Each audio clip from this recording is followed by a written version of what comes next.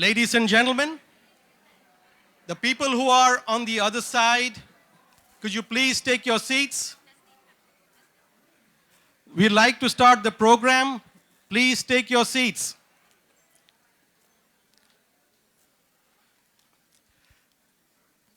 Ladies and gentlemen, invited guests and members, I'm Dr. Utpal Parekh.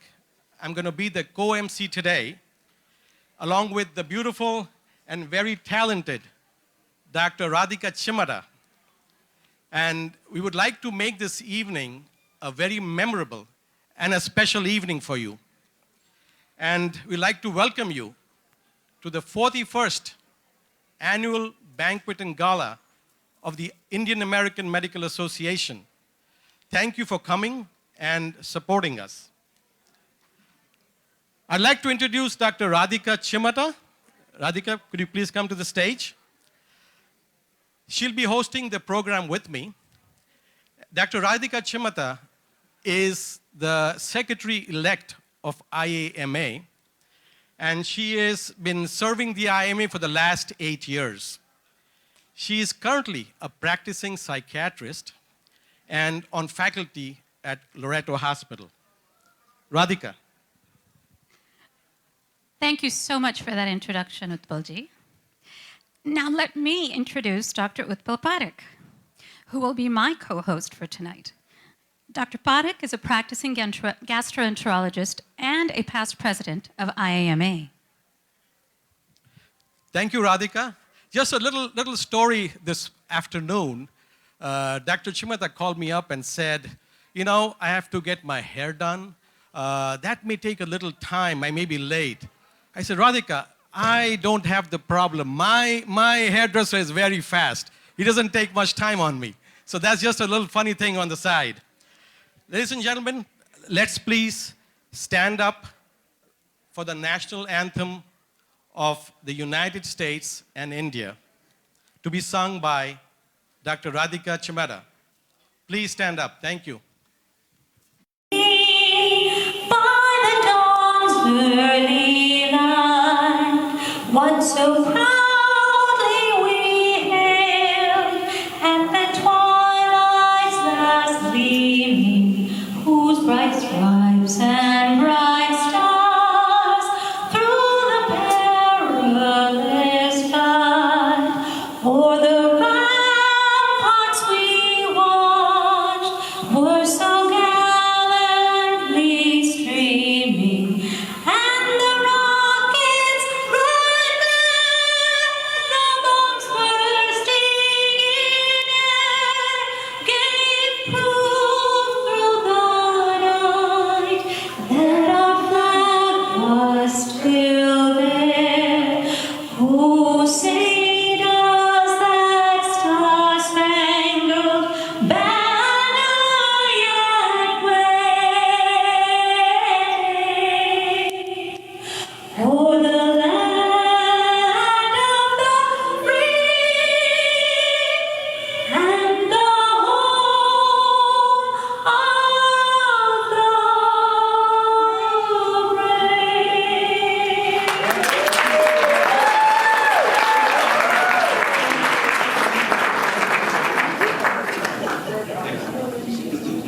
Please stay standing.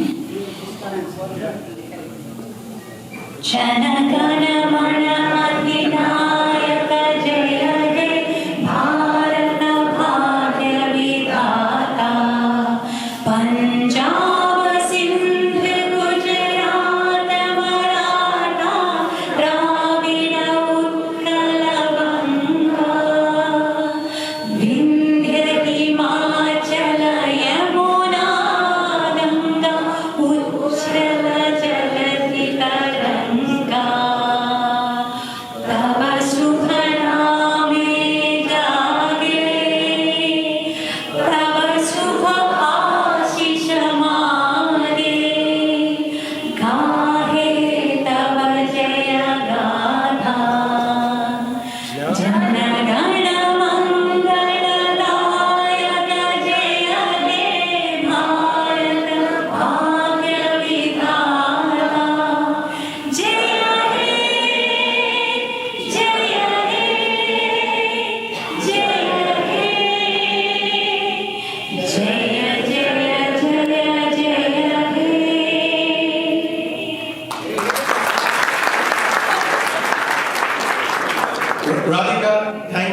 Radhika, thank you for your really heartfelt rendition of the national anthem.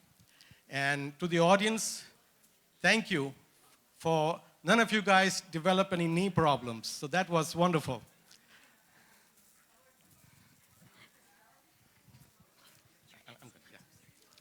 So for people who are not familiar with IAMA, I'd like to give you a little introduction to IAMA. The IAMA as an organization was conceived and incorporated in 1981, where it was established as a professional organization to advocate for the rights of foreign medical graduates of Indian origin and to resist discrimination. The organization then started having educational CME conferences for its members. It started connecting with and serving the community at large by doing a variety of community health education seminars and participating in health fairs. In 1990, IAMA went a step further. It established the IAMA Charitable Foundation and Charitable Foundation Clinic in Peterson, in Chicago.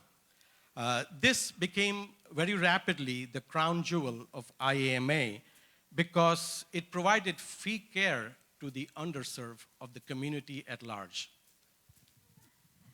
Since then, IAMA Illinois chapter has grown to become the single largest professional ethnic medical organization in the state of Illinois.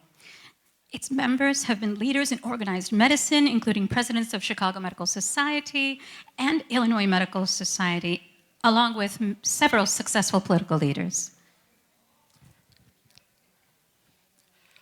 At this point, we would like to say that we are gathered here today to say thank you and goodbye to our wonderful president, Dr. Sunila Harsur, for the wonderful task she has done through the year to keep the organization going and vibrant in spite of the pandemic. I'd also like to take this opportunity to thank Dr. Sukanya Reddy, the chair of the IAMA Charitable Foundation, who has also done a wonderful job with the Charitable Foundation.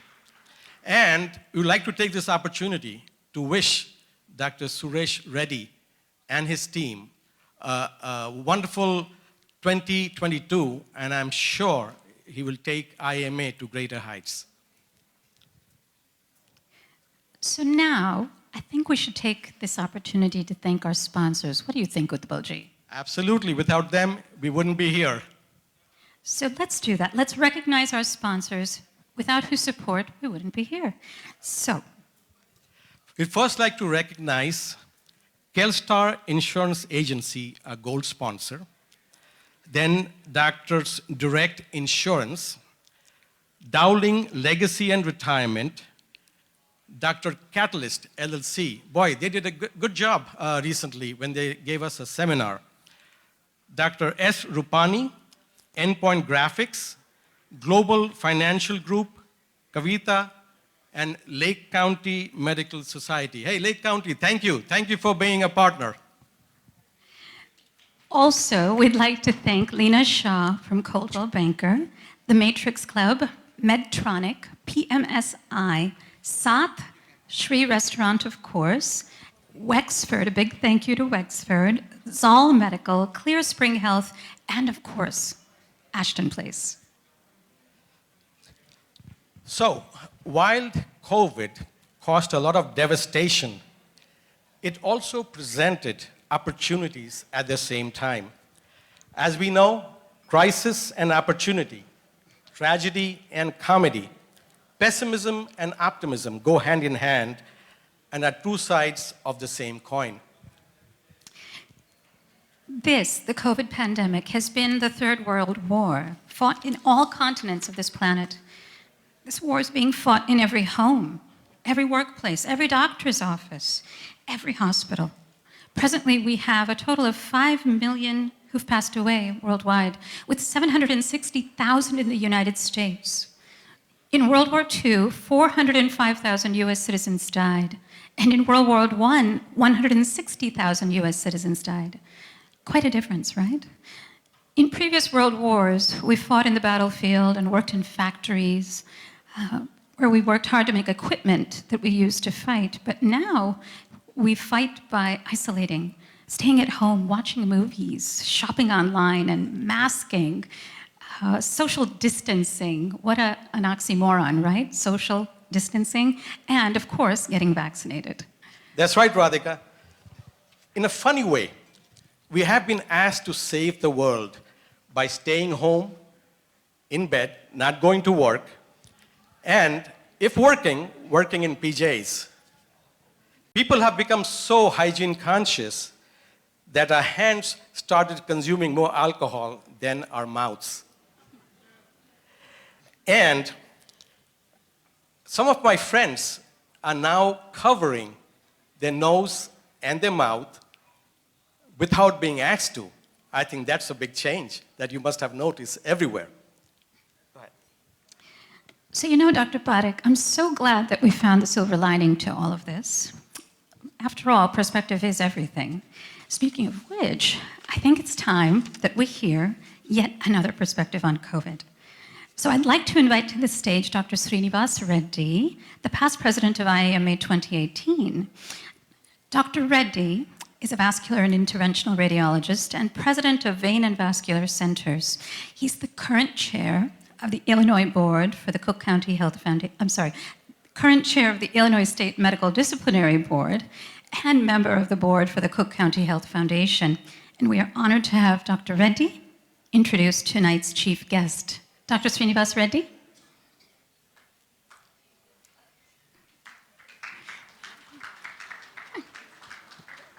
Dr. Srinivas Reddy, if please come here from wherever you are. Otherwise, I'm going to steal your introduction, Dr. Reddy, because we'd like you to come introduce the chief guest. I met him. Okay, let's keep moving forward then. Let's do that. I apologize to Dr. Chundi that we do not have the introduction that we had planned, but I invite Dr. Chundi, our chief guest for tonight, to please come to the stage and speak to us, tell us more about COVID and about his time as president of the Chicago Medical Society. Dr. Chundi, a big round of applause, please.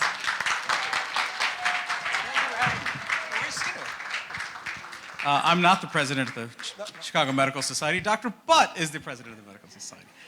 And, I don't want a coup de grace here, so there we go. Oh, there's Sina. Sina, we're waiting for you. All right. He is truly an Indian, because he's Indian Standard Time. Yes. Thank you. I'm so sorry. I'm so sorry. I had to take a quick phone call. But thank you so much. Good evening, everyone. It's an honor to be here with all of you to celebrate Indian American Medical Association's 41st annual Gala event. For me, it has been a very humbling experience to be part of this organization for a few years. Tonight, I would like to take this opportunity to thank the executive team led by Dr. Hasroor for an outstanding job during these challenging times of COVID pandemic. Now, I am so privileged to introduce tonight's chief guest, Dr. Vishnu Chandi. As you all know, Dr. Chandi is a renowned infectious disease physician with over 3 decades of experience in the metropolitan Chicagoland. He's a senior partner with Metro Infectious Disease Consultants, which is one of the largest infectious disease groups in the country. After graduating from medical school, Dr. Chandi finished his internal medicine residency, followed by infectious disease fellowship at Rush Cook County Health System. Immediately after the training, he was actively involved with HIV/AIDS pandemic, both in the United States and India, through a series of CME activities and direct patient care. He worked tirelessly through SHARE, a non-profit organization in India, and Indian government officials to make HIV care a priority, and was instrumental in obtaining a grant funding through CDC, which is still active today for HIV and tuberculosis education programs in India. During the current COVID-19 ongoing COVID-19 pandemic. He serves as the chair of the Chicago Medical Society COVID-19 Task Force, educating the physicians and public through regularly scheduled town hall meetings and participating in the media. He has been tirelessly working with elected officials to educate the... Just trying to get out of the way, folks, so that you all can see the more important people who are about to come onto this stage. So now we are going to tell you all about the awardees that the president of the IAMA, Dr. Sunila Harsur, has chosen for this year. So let me begin by just letting you know that she had 6 awards this year. A couple of them aren't here, but I will tell you about them a little later. So let me start with the folks who are here. Let me begin with Lifetime Achievement Award, which is going to Dr. Arvind Goyal. Please come up here, sir, please.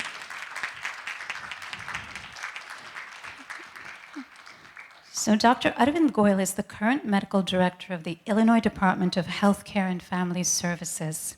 He is board certified in family medicine, geriatrics, preventive medicine and public health, and healthcare quality and management. Oh my gosh, what a mouthful. Truly, extremely well-versed and seasoned physician. His previous positions are too numerous to list here, but the highlights include past chair of the Illinois Medical Licensing Board, past president of the Illinois State Medical Society, and past president of the Chicago Medical Society. I'd like to invite Dr. Goyal to come to the stage and receive the award, and we are so honored and privileged that our Consul General is here to offer that award. And please stay, yes. And of course, I want to mention a little story. Okay, sure.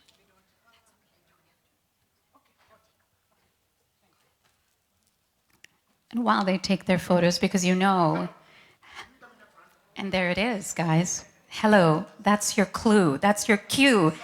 Get into your spot because Mr. Suresh Bodiwala is going to click and make you look beautiful. So, I just want to share a little story with you. Dr. Arvind Goyal has known me since I was yay high. I won't tell you how high, but he has known me forever and ever, and he has been very supportive to me along the way. So I just want to thank him not only for all of his contributions to the medical community in general, but also his smaller contributions to the smaller folks like myself. Next, let's go on to the President's Appreciation Award. Dr. Rajiv Kumar, please come to the stage. Dr. Rajiv Kumar, you saw him earlier. In fact, I already introduced him and told you all you needed to know about him. Well, at least all that I know about him. The rest of it you can ask his wife. So let me tell you about him once again. So Dr. Rajiv Kumar is a practicing geriatrician, chief medical officer at Cimbria, and he is the current chair of the IAMA Bylaws Committee. He worked very hard this year, folks. He worked very hard to put together this golf outing, which was fantastic. And I think he deserves a big round of applause for that. Fantastic golf outing. Wonderful. Now, the next award goes to a long-standing IAMA member. Long-standing IAMA member named Dr. Samir Shah. Dr. Shah, are you here? Dr. Shah, please come to the stage, Dr. Shah. Dr. Shah, Samir Shah, is a practicing cardiologist who served as the vice chair of the Department of Medicine in Little Company of Mary Hospital for over 2 decades. He is the past president of IAMA. We are looking for him, but maybe he is on the phone. Oh, goodness gracious. Let me finish just telling you about him right now. So he's the past president of IAMA in 2015 and 2016. And in fact, I worked very closely with him at that time. And it was a really wonderful mentoring experience for me because I was just graduating from medical school and going into residency. So it was a really, he helped me to understand, what are some of the ins and outs of IAMA, and I truly appreciate him for that. And he's continued to be an advisor to a number of presidents since that time in IAMA. So I think Dr. Samir Shah might be attending to some medical duties, so we will simply give him a big round of applause. Let's give him a big round of applause, everybody. Thank you. And the final award is Dr. Nimmagadda here. Dr. Nimmagadda, would you be able to come up here? Thank you so much. So, yes, please, big round of applause for Dr. Nimmagadda.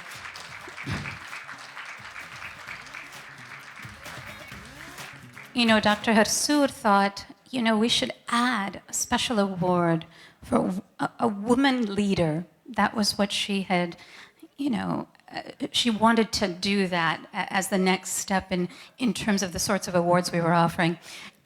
And then she spoke to Dr. Nimmagadda, and Dr. Nimmagadda said, you know what? I'm going to participate in this too. I'm going to support this. So together they came up with the Usha Rani Nimmagadda Woman Physician Leader Award.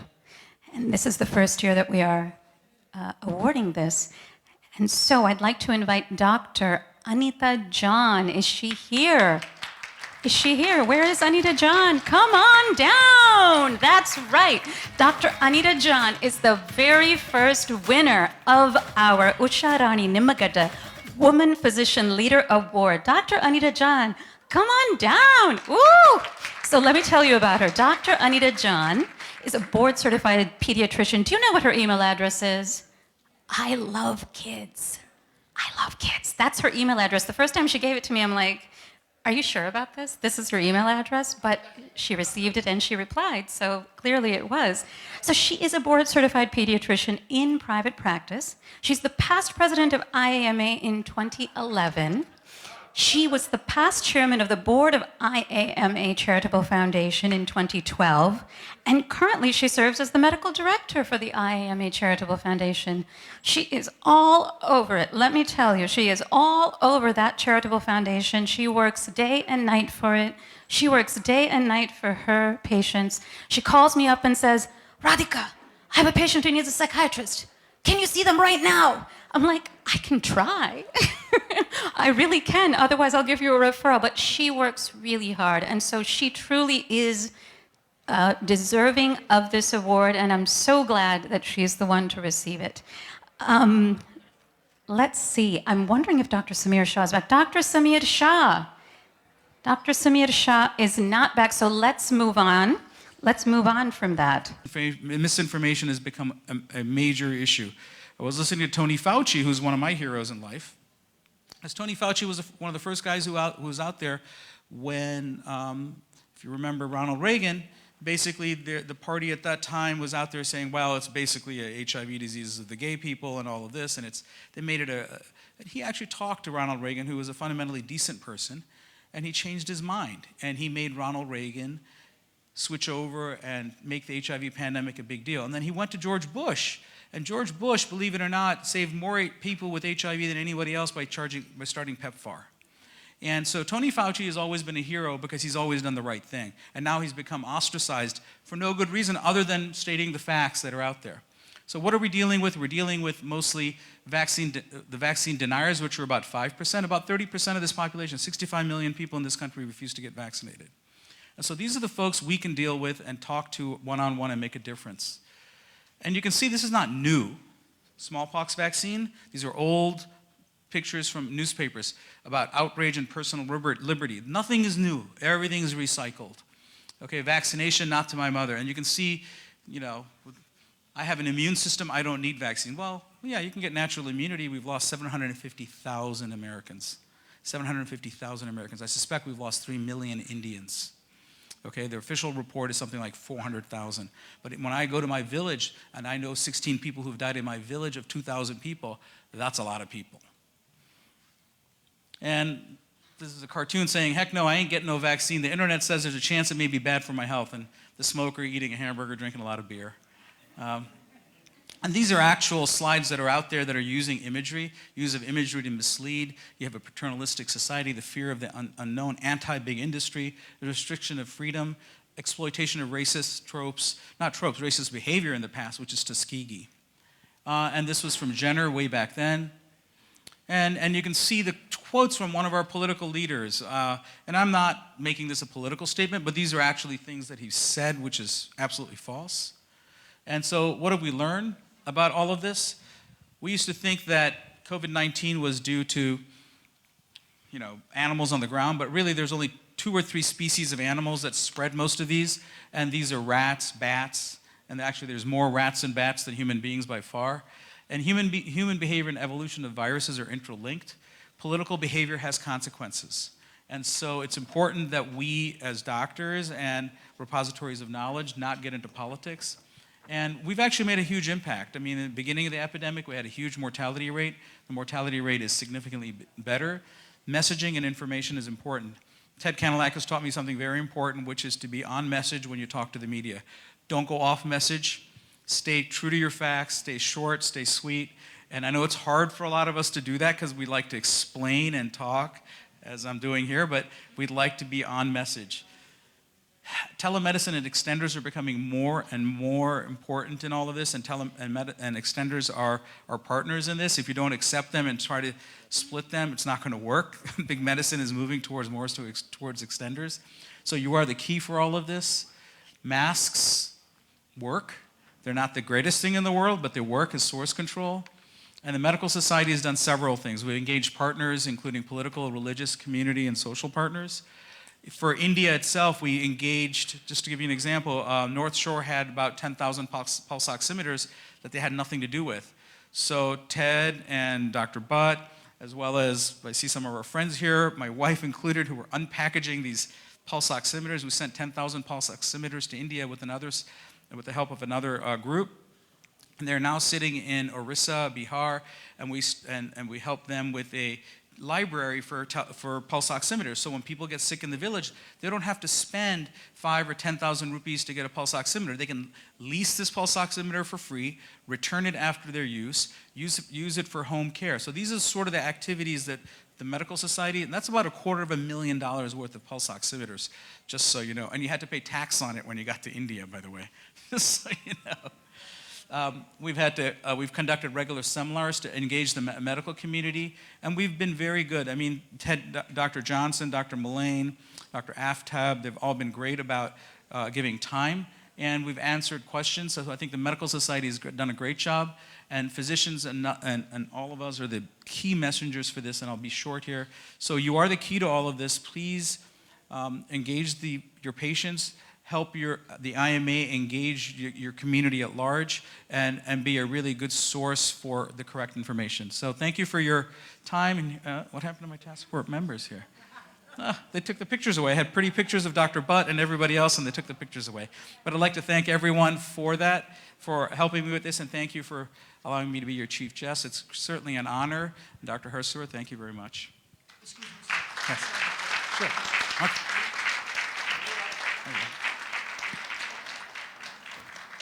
I ran over my 5 minutes, so I'm sorry, Dr. Herswer. Thank you. Good presentation. Thank you.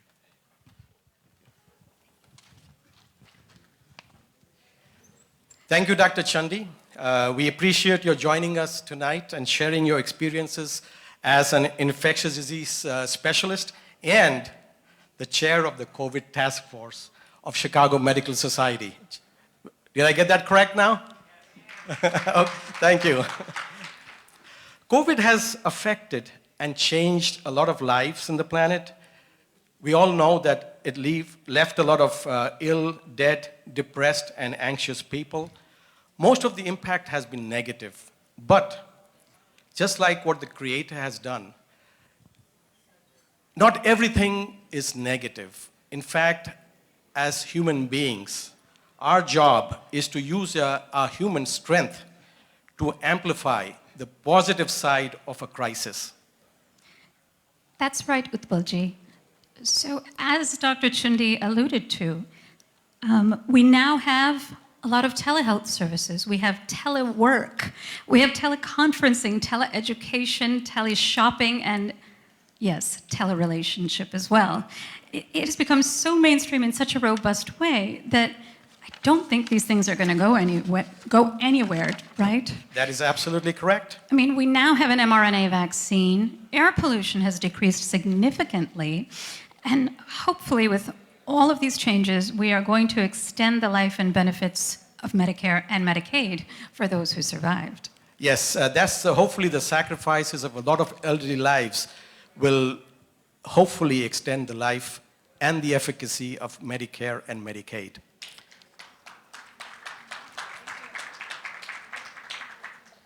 I think we have a news flash. I was told that Congressman Raja Krishnamurthy is in house. Is he here?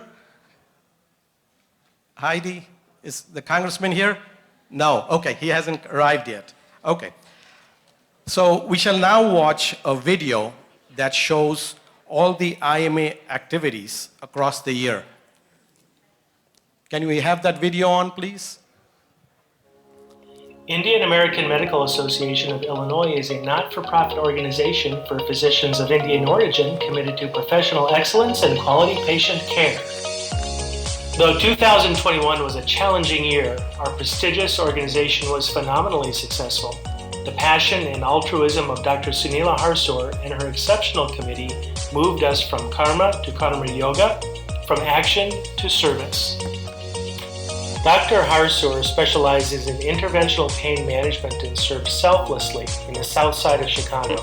She displays her passion when caring for patients, attending to her family, and leading the Indian American Medical Association.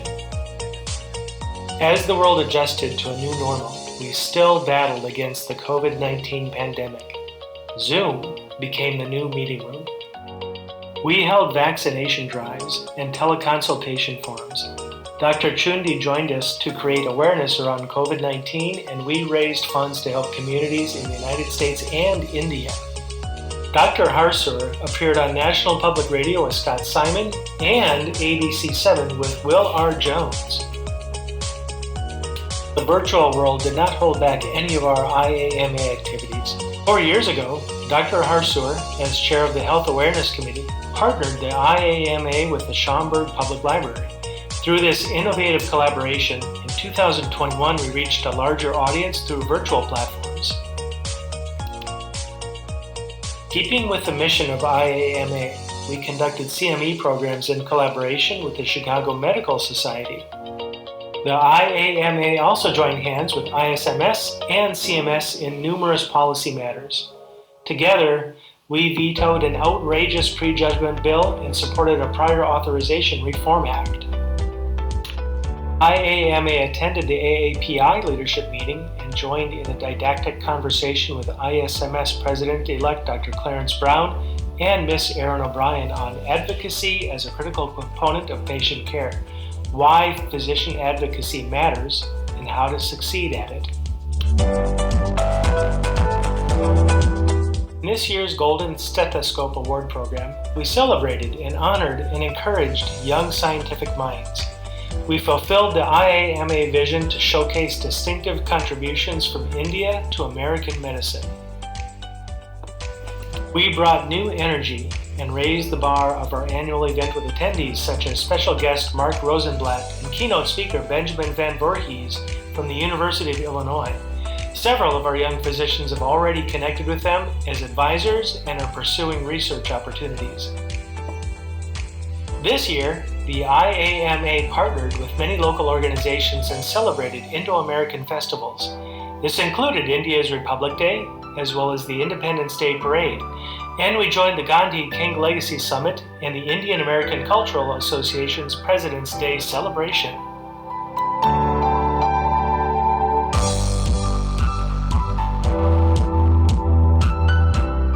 Who is not familiar with our crown jewel, the IAMA Charitable Foundation's free outpatient clinic? They continue to serve thousands of patients regardless of race or ethnicity under the current chairmanship of Dr. Sukanya Reddy. The IAMA members take great pride in this flagship organization. Many members returned to IAMA in 2021 with a sense of belonging and purpose. They cite our president's warmth, selflessness, inclusiveness, and friendliness. At our walkathon in the Fullersburg Woods, members bonded while enjoying the fall weather, as well as impromptu singing over a South Indian brunch organized by Dr. Deepak Shah. The popular IAMA karaoke party was restarted by Dr. Samir Shah, albeit virtually. Countless members sang along with their spouses and refused to leave the party. In 2021, almost 100 members attended the annual golf event dedicated to the memory of Dr. Prem Rupani.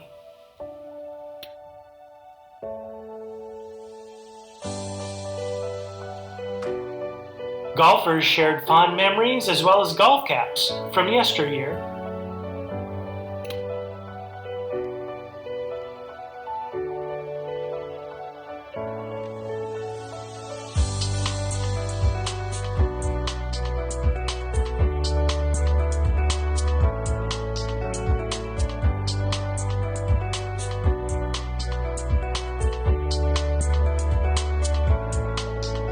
Even the torrential rains could not stop the game, and everyone stayed for delicious dinner and nostalgic moments. With our new initiatives, young physicians saw the value of IAMA and used our platform to design their own programs. We are proud of recruiting a record number of both junior and senior physicians this year. They jumped into various projects right away and held a successful health fair at historic Columbus Park. One of our new members, Dr. Kalyani Perumal, organized a kidney health screening where many uninsured people were screened, diagnosed, and appropriately referred for further care.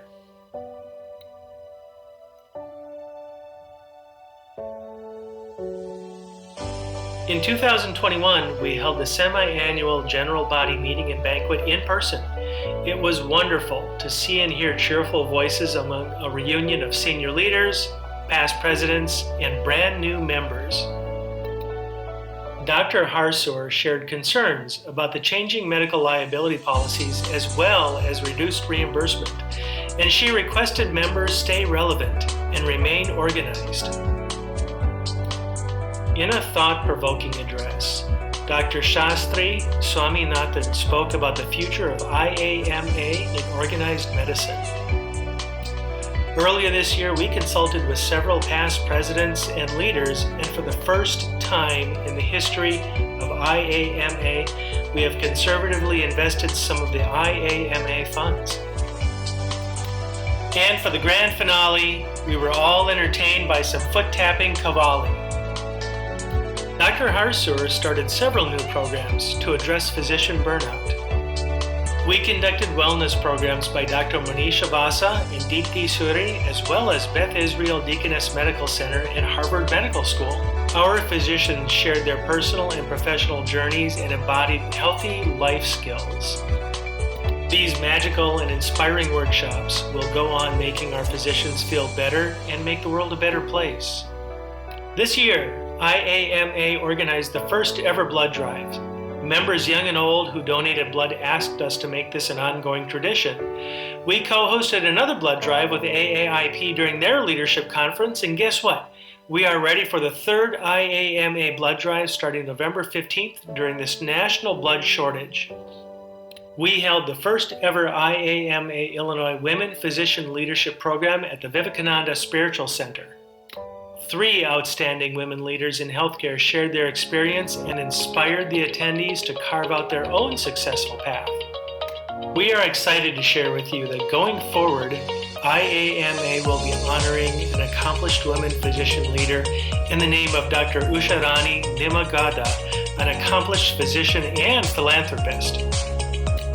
2021 was indeed a great comeback year for the Indian American Medical Association.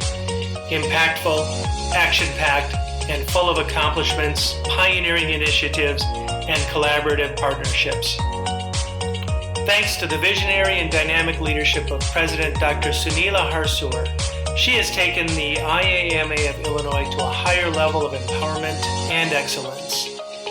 Please give a round of applause to our vibrant leader, Dr. Sunila Harsour, and her exemplary team.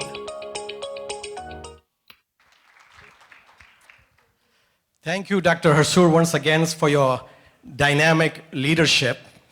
And now I'd like to invite my good friend and the U.S. representative of District 8, Honorable Raja Krishnamurthy. Raja needs no introduction. I've done a lot of introduction for him before, but I'm going to give you 2 new introductions. Right, Raja? One is this Raja Krishnamurthy, as he always used to say before, meant congressman from the state of Illinois. I say that now Raja Krishnamurthy, the name means the future US senator from Illinois. And another introduction.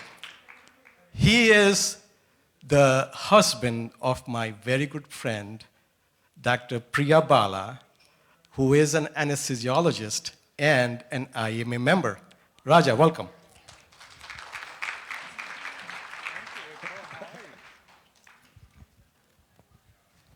Good evening. Good evening to everybody. I'm so honored to be here. I came straight from the airport because I couldn't miss this and I wanted to see all my good friends and pals over here. I am honored to be here, and quite frankly, I'm honored to come someplace they can pronounce your name right. I've told some of you this before, but it's a true story. When I first ran for office, I said, "Hi, my name is Raja Krishnamurthy." And the person in Chicago looked right back at me and said, "Roger Christian Murphy." And WBBM last week made a new pronunciation of my name. This is also true. They called me Roger Russian Aggression Morphine. Nobody's ever called me Russian. Some people think I am aggressive, but nobody has likened me to morphine. So this is really something else. I'm delighted to be here, and thank you for that lovely introduction, Utpal. Although I appreciate what you think my name means, but actually I'm just trying to seek a contract extension right now. And so I'm just honored to receive all of your support. I want to observe those 3 rules of public speaking: be short, be sweet, and be gone. And so I have 3 points I want to make. First of all, can you give a big round of applause to Sunila Harsur for her excellent leadership this year? Sunila has done just a tremendous job with her right-hand man, Ravi, and all of the, you can take some credit. And of course, the excellent board of IAMA, and of course, the incoming president, Suresh Reddy, who's also the trustee of Oak Brook. Where's Suresh? He's somewhere here. There he is. And so you're under very good leadership now, and you're under good leadership in the future. I also want to recognize all the dignitaries, or some of the dignitaries I've seen. One of my favorite mayors, Lal Malani. I love Gopal because every time he speaks, he's selling Oak Brook. He says, "Come shop here, come live here, come buy stuff here." I love that. So thank you for your spirit, Gopal. I also want to say a special thank you to our CG, our favorite Indian CG here, Amit Kumar and his lovely wife. Give them a big round of applause. Amit does just such a wonderful job. He has an excellent reputation in Washington, and we love working with him in his office. They're so responsive. Thank you so much. I see so many friends. I can't name every single one of you, but you know how close you are to me, and I am so touched to be able to address you and to see you tonight in good health. Now, IAMA, of course, stands for Indian American Medical Association, but when I think of IAMA, I think of 4 words: intelligence, achievement, mastery of medicine, and amity. And that last word means a lot to me, amity. Because in this time of division, we need more people bringing folks together. Are you with me on that? Yes. For whatever cause, whether it's a cause that is professional or whether it's a cause that is charitable, when you donated $20,000 toward purchasing oxygen concentrators, and some of you have done more than that as well, you are promoting amity and the spirit of charity, which to me is perhaps the highest form of public service, and you do that every day. So I thank you. You can clap. Yes, you should clap for that. I think that the second major point I wanted to make is I'm so honored to work with you in Washington, D.C. IAMA, OPI, all of your individual medical societies, and I will continue to do so. In that regard, I am so honored to work with you in promoting a global vaccination program, not one that is just focused on America or on wealthier nations, but one that helps everybody in the world. Are you with me on that? And when India, in particular, was affected, all of you working with me and others said, enough is enough. We have to make sure that everyone is vaccinated because COVID anywhere is a threat to everyone, everywhere. Am I right about that? And so we have to continue to band together on that, and I'm so thankful that you're an ally. In addition, I'm so honored to have written the law that provides $103 million for grants establishing mental health programs throughout the country for doctors and frontline workers. You folks were on the front lines treating people. Not only were you exposing yourselves to the risk of COVID and your families, but you also suffered the strain of taking care of people and oftentimes performing last rites for them. My wife Priya, who's an anesthesiologist, the joke is that we both put people to sleep. She provided numerous COVID procedures and intubations, and it's something that motivated me to author this law in conjunction with you and in partnership with you, and I'm excited to see where this goes.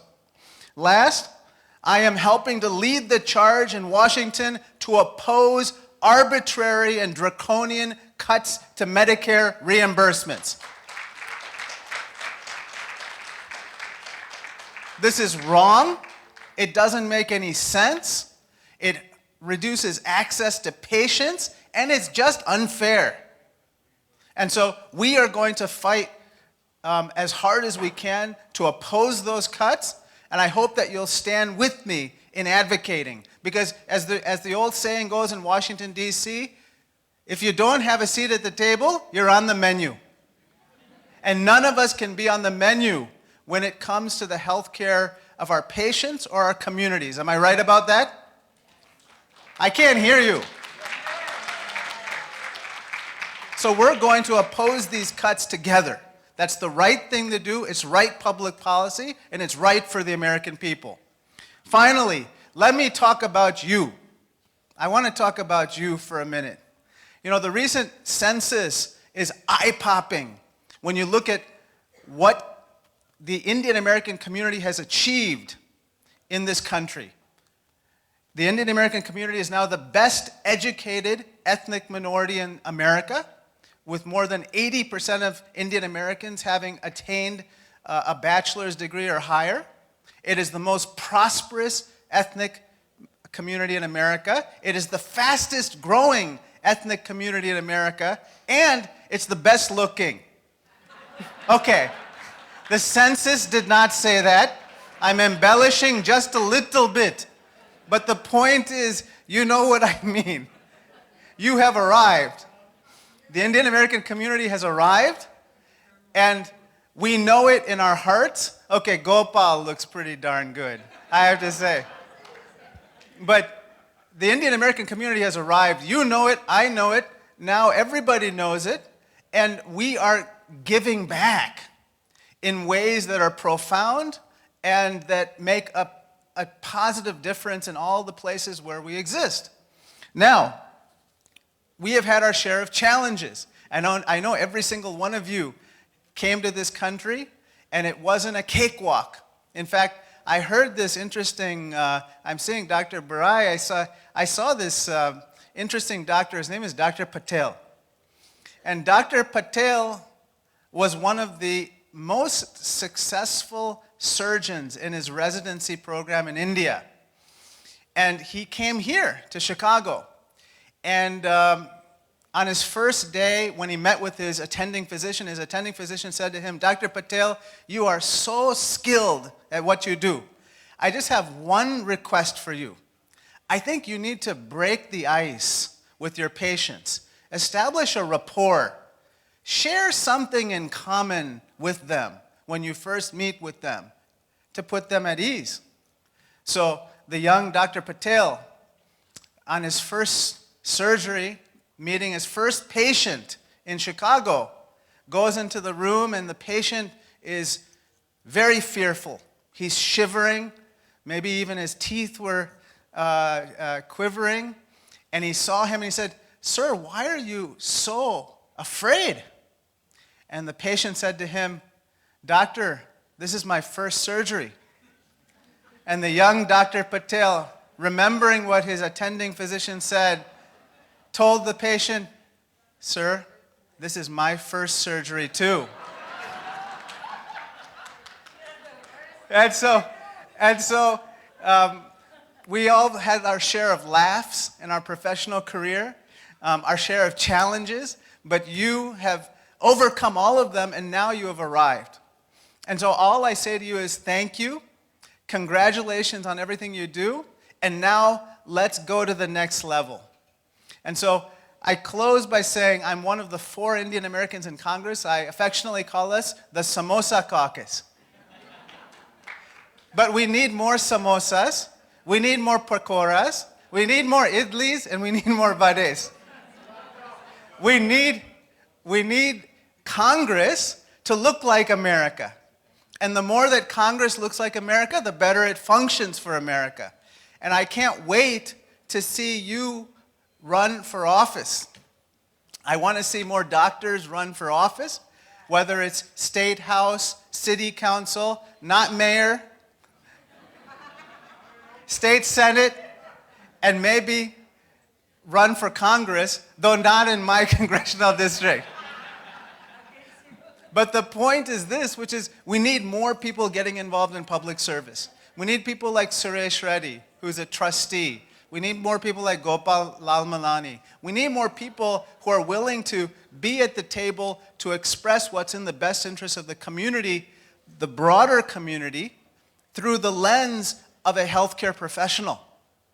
And I always say this, and I sincerely mean this, which is that I feel doctors, more than anyone else, looks out for their patients. In fact, sometimes they look out for their patients at the expense of their pocketbooks.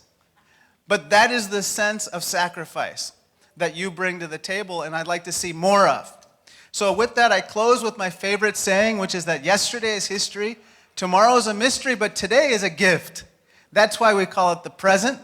I'm so honored and blessed to be with you here for just a few precious minutes of your time to celebrate you, to celebrate IAMA, everything that you have accomplished and what you're going to accomplish going forward. Thank you so much. God bless you and God bless America. Thank you.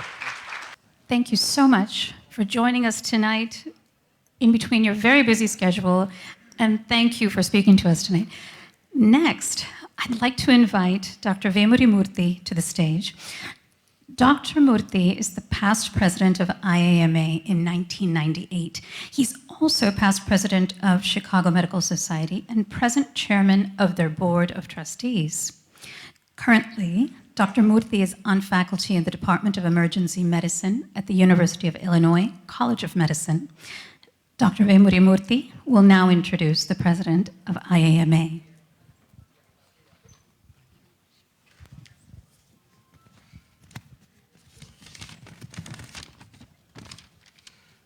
Good evening. One of the oldest ethnic medical organizations in the United States, the Indian American Medical Association of Illinois, has the proud legacy of women leadership, contributing to the success and growth of the organization, enhancing its image. In recent years, we have seen the leadership of 3 dedicated women presidents during the past 3 consecutive years, Dr. Sunila Harsur being the most recent. Dr. Harsur is a board-certified pain management specialist who served as the director of the Pain Specialists of Illinois for more than 15 years. Her journey in the field of medicine started at Bangalore Medical College. A gold medalist during a residency in anesthesiology from Karnataka University, she was inspired by the dedication of pain specialists during her practice at Kidwai Memorial Institute of Cancer, Bengaluru.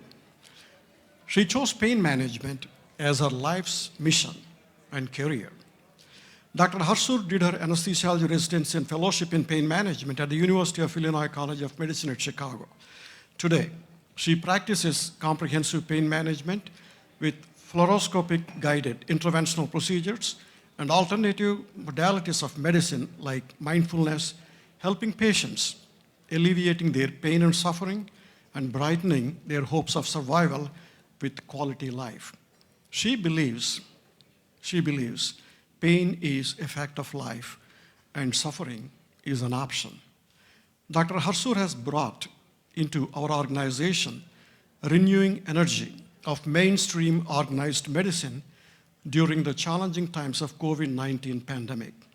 Her dedicated service to the IAM Illinois is exemplified by various initiatives serving the Illinois communities, physicians, and younger generation of training physicians represented by residents and medical students. She has organized several health awareness programs and hands-on CPR programs across Chicagoland in collaboration with organizations such as the Chicago Medical Society. She received President's Appreciation Award for her dynamic leadership in 2017 with the citation, "For some people, volunteering is about giving, but for the likes of you, it is a way of living." She has conducted numerous community outreach programs and organized programs of physician wellness, community blood drives, and women physician leadership. Dr. Harsur has pioneered a teleconsultation group to provide counsel for COVID-19 patients in Bengaluru and is currently an executive advisor for Indo-US based acceptation COVID treatment exchange program. The highlight of our presidency is the academic program of Golden Stethoscope Awards that was truly a showcase of young physician, clinical, and research talents. As a past president of IAM Illinois, I am truly privileged to welcome the 41st president of the Indian American Medical Association, Illinois, Dr. Sunila Harsur, to deliver her presidential address. Thank you all so much, and let us welcome her with a big round of applause.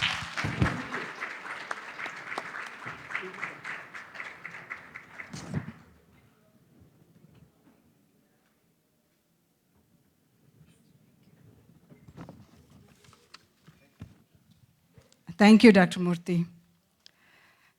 Good evening. I know you heard a lot about me. It's nothing about me, actually. It's all about the team.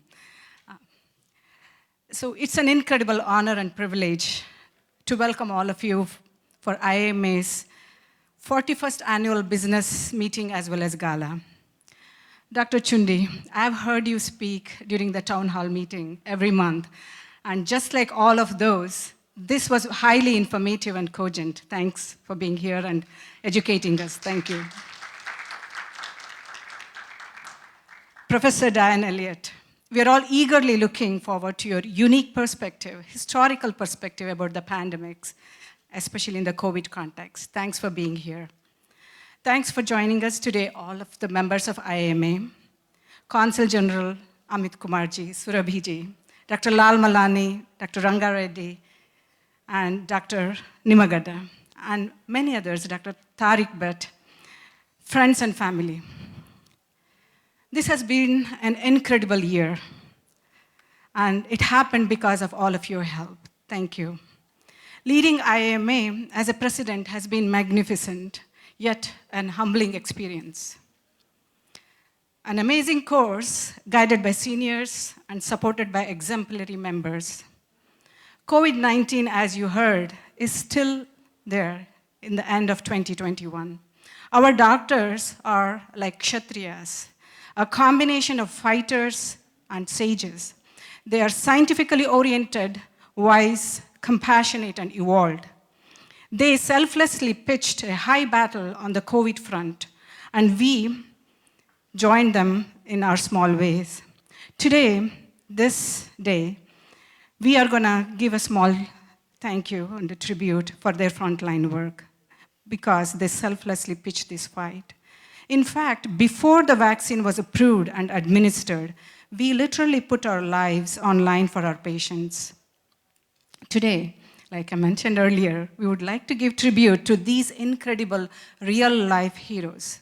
IMA members, as you noticed earlier during the video, have participated in vaccination drives, created health awareness, raised funds, and done teleconsultations to support victims of COVID here in US as well as in India.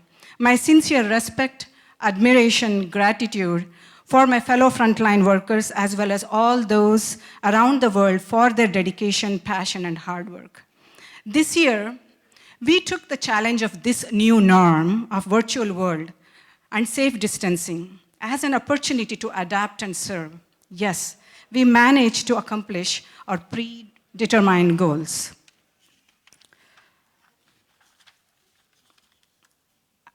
I wanted to do extempore. I was told to read so that I'll keep my time. Sorry about that. In addition to carrying out the legacy of our founding leaders, we rejuvenated our prestigious organization, brought back its previous glory and mission to serve. We kept 3 generations of physicians engaged through various meaningful programs. We raised the bar of our academic programs by involving mainstream academicians and scientists. Medical students and our members appreciated the company of University of Illinois Medical School faculty, who listened to all the student presentations and appreciated their hard work. We are proud of our charitable foundation and their ongoing support, ongoing selfless service to underserved. The brightest stars are those who shine for the benefit of others. That is IMACF for you. This year's new initiative attracted a large number of new members who took advantage of IMA platform to organize various health screening programs. While our usual educational and community service activities continued with no hindrance, this year we identified the gaps in our usual IMA fare and initiated programs to fill this lacunae. As you might have heard, one of them was Women's Leadership Program. Work of women in general goes unnoticed. To fill that gap, IMA held its first ever Women's Leadership Program, which honored women's leaders and inspired younger members to carve their own paths to success. As I further wondered who a role model for women physicians could be, I remembered one of our own, Dr. Usharani Nimagada, who rose above to overcome extraordinary adversities, accomplished significantly in academics, and served our community selflessly and tirelessly. Dr. Upendra Nimagada was kind enough to agree to lend Dr. Usharani's name and generously donate $50,000 to recognize and honor women physician leaders. As you already know,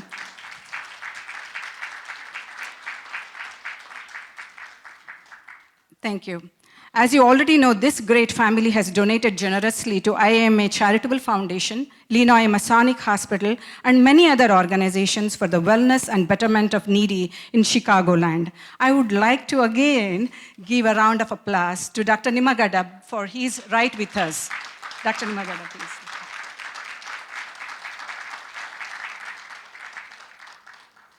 In March of 2021, we were delighted to oblige Consul General Amit Kumar's request to organize a blood drive to commemorate 75 years of Indian independence. We thank you for giving us that idea. Our first of the 3 blood drives brought in record number of donors. Per our senior leaders, this noble cause needs to go on, and we will keep it up. Thank you, Dr. Amit Kumarji, Consul. The other initiative dear to my heart is Wellness of Physicians, who are the heart and soul of IMA. Drastic healthcare changes, as well as unprecedented stress from managing COVID-19 patients, has significantly burdened our physicians and families. More than 400 physician suicides a year, twice as much as general population, is unacceptable.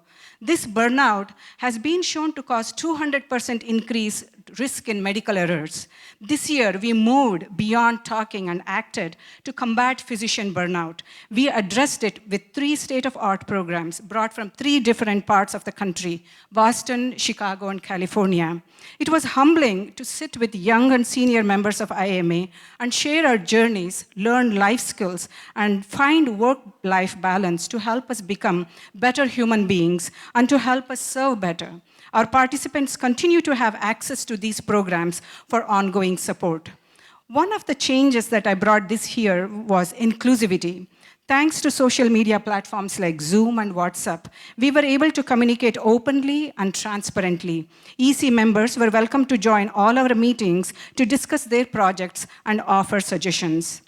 I, for sure, appreciated this virtual platform to conduct the business of IMA and at the same time to know our members and their needs. For me, vision and mission of IMA is the guiding post. As president of IMA, it is my fiduciary duty to guard the interest of the fellow members of IMA as an organization.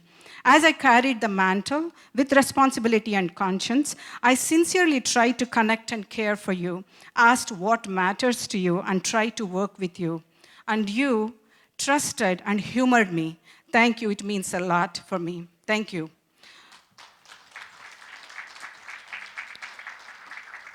For long-term well-being of the organization, financial stability is important. Earlier this year, we reached out to several past presidents and leaders of IMA and brainstormed, looked at the finances of IMA and took corrective steps and consolidated the accounts. Finally, for the first time in the history of IMA, we have conservatively invested part of the savings, hoping to bring financial stability. I am delighted to inform you that as president of IMA this year, with all of your help, we were able to raise $130,000, and significant amount of this was offered to COVID help. I would like to express my sincere gratitude to all our big-hearted supporters and donors, especially Dr. Nimagada and Dr. Ashutosh Gupta. I would like to sincerely thank my advisors, past presidents, and leaders of IMA for guiding me. Dear members of IMA, we have been together in some outstanding projects to serve our physicians and community. Kudos to you.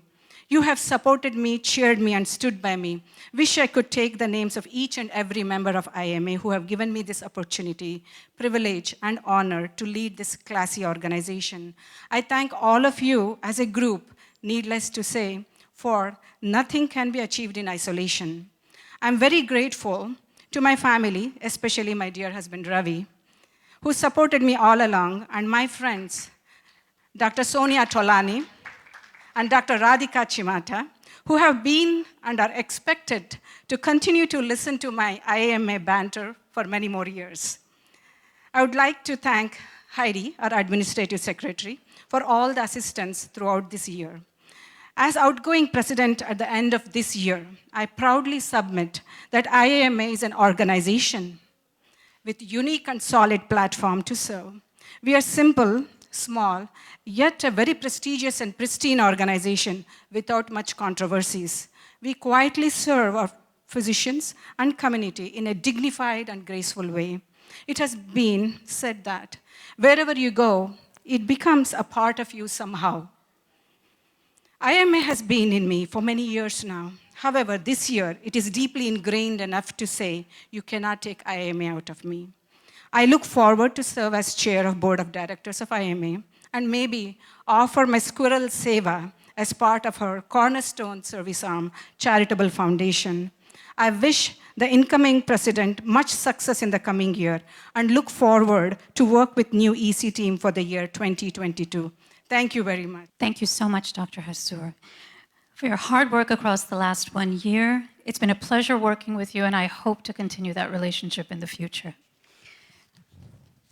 Now I'd like to invite Dr. Rajiv Kumar to come to the stage. I hope Dr. Rajiv Kumar is here. Wonderful, great.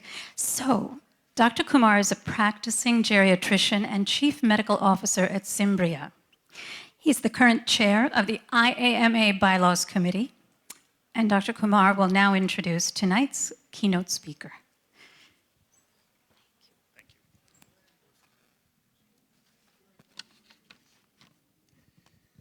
Hello, everyone. It's my pleasure to stand here and talk about today's keynote speaker. As a history buff, it's my privilege to introduce Diane Elliott, who is the Peter B. Ritzma Professor of the Humanities in the Department of History at Northwestern University. She has received a number of scholarly awards, most recently from the Guggenheim Foundation in 2020, and the National Endowment for the Humanities in 2021. A medievalist by training, again to my heart, she's interested in the way in which the past intersects with the present. This was the inspiration behind her most recent book. Again, if you're a purist and you want to cover your ears, this is the time to do it. Entitled The Corrupter of Boys, Sodomy, Scandal, and the Medieval Clergy, published in 2020. The dialogue between the past and present also prompted her to launch a course entitled The Black Death and Other Pandemics. Beginning in the 6th century with the first visitation of the bubonic plague and ending with COVID-19. So, welcome, Professor Elliott.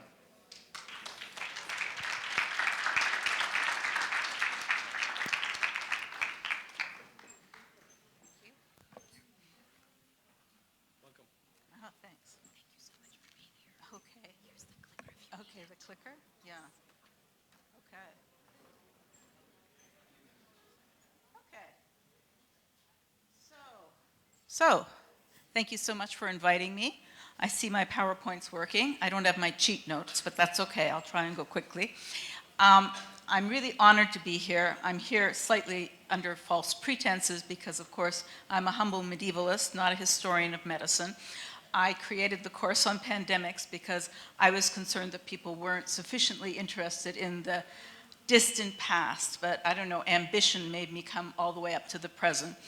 And it shows, actually, I developed this course the year I was teaching it when COVID started, which made my colleagues all think I was a witch. I mean, how did I know? But anyways, okay, here we go. This picture, which you might have seen before, is by Dr. Leena Modi. And she is the, at the University of Michigan, the Doctor of Epidemiology and Internal Medicine, and I think also art therapy. But this picture here I thought was a very fitting one to begin with because it shows this toll that COVID-19 has taken on the entire healthcare system and, of course, healthcare professionals. Oops. Okay. Dr. Shundi has covered some of this, which is good because they always tell us to build redundancy into education. So, in the 6th century, pandemics are, we always think of globalization as beginning now, but in fact, globalization has been going on forever, and diseases are spread by people moving, disturbing animals, as you know, eating the wrong animals, and of course, becoming crowds in cities. And so it's fitting that the first pandemic happened in the time of Justinian in Rome in the 6th century. And it was the first visitation of the bubonic plague. That was controversial until quite recently, when, through DNA of unimploded teeth, they were able to discover that in fact it was Yersinia pestis. And here is a 14th century French abbey, Black Death as a Woman, and it was done during the second great pandemic, which was probably the most notorious one, the so-called Black Death in the 14th century, where between 1/2 and 2/3 of Europe's population was wiped out. And you'll notice that the arrows, this is the way the medievals often would depict divine punishment and stuff. So plague as a woman is carrying arrows. I just wanted to show you some of the trade routes through which the Black Death reached Europe. It started in China. It doesn't show you that there, but it's spread all throughout Europe within like 2 or 3 years.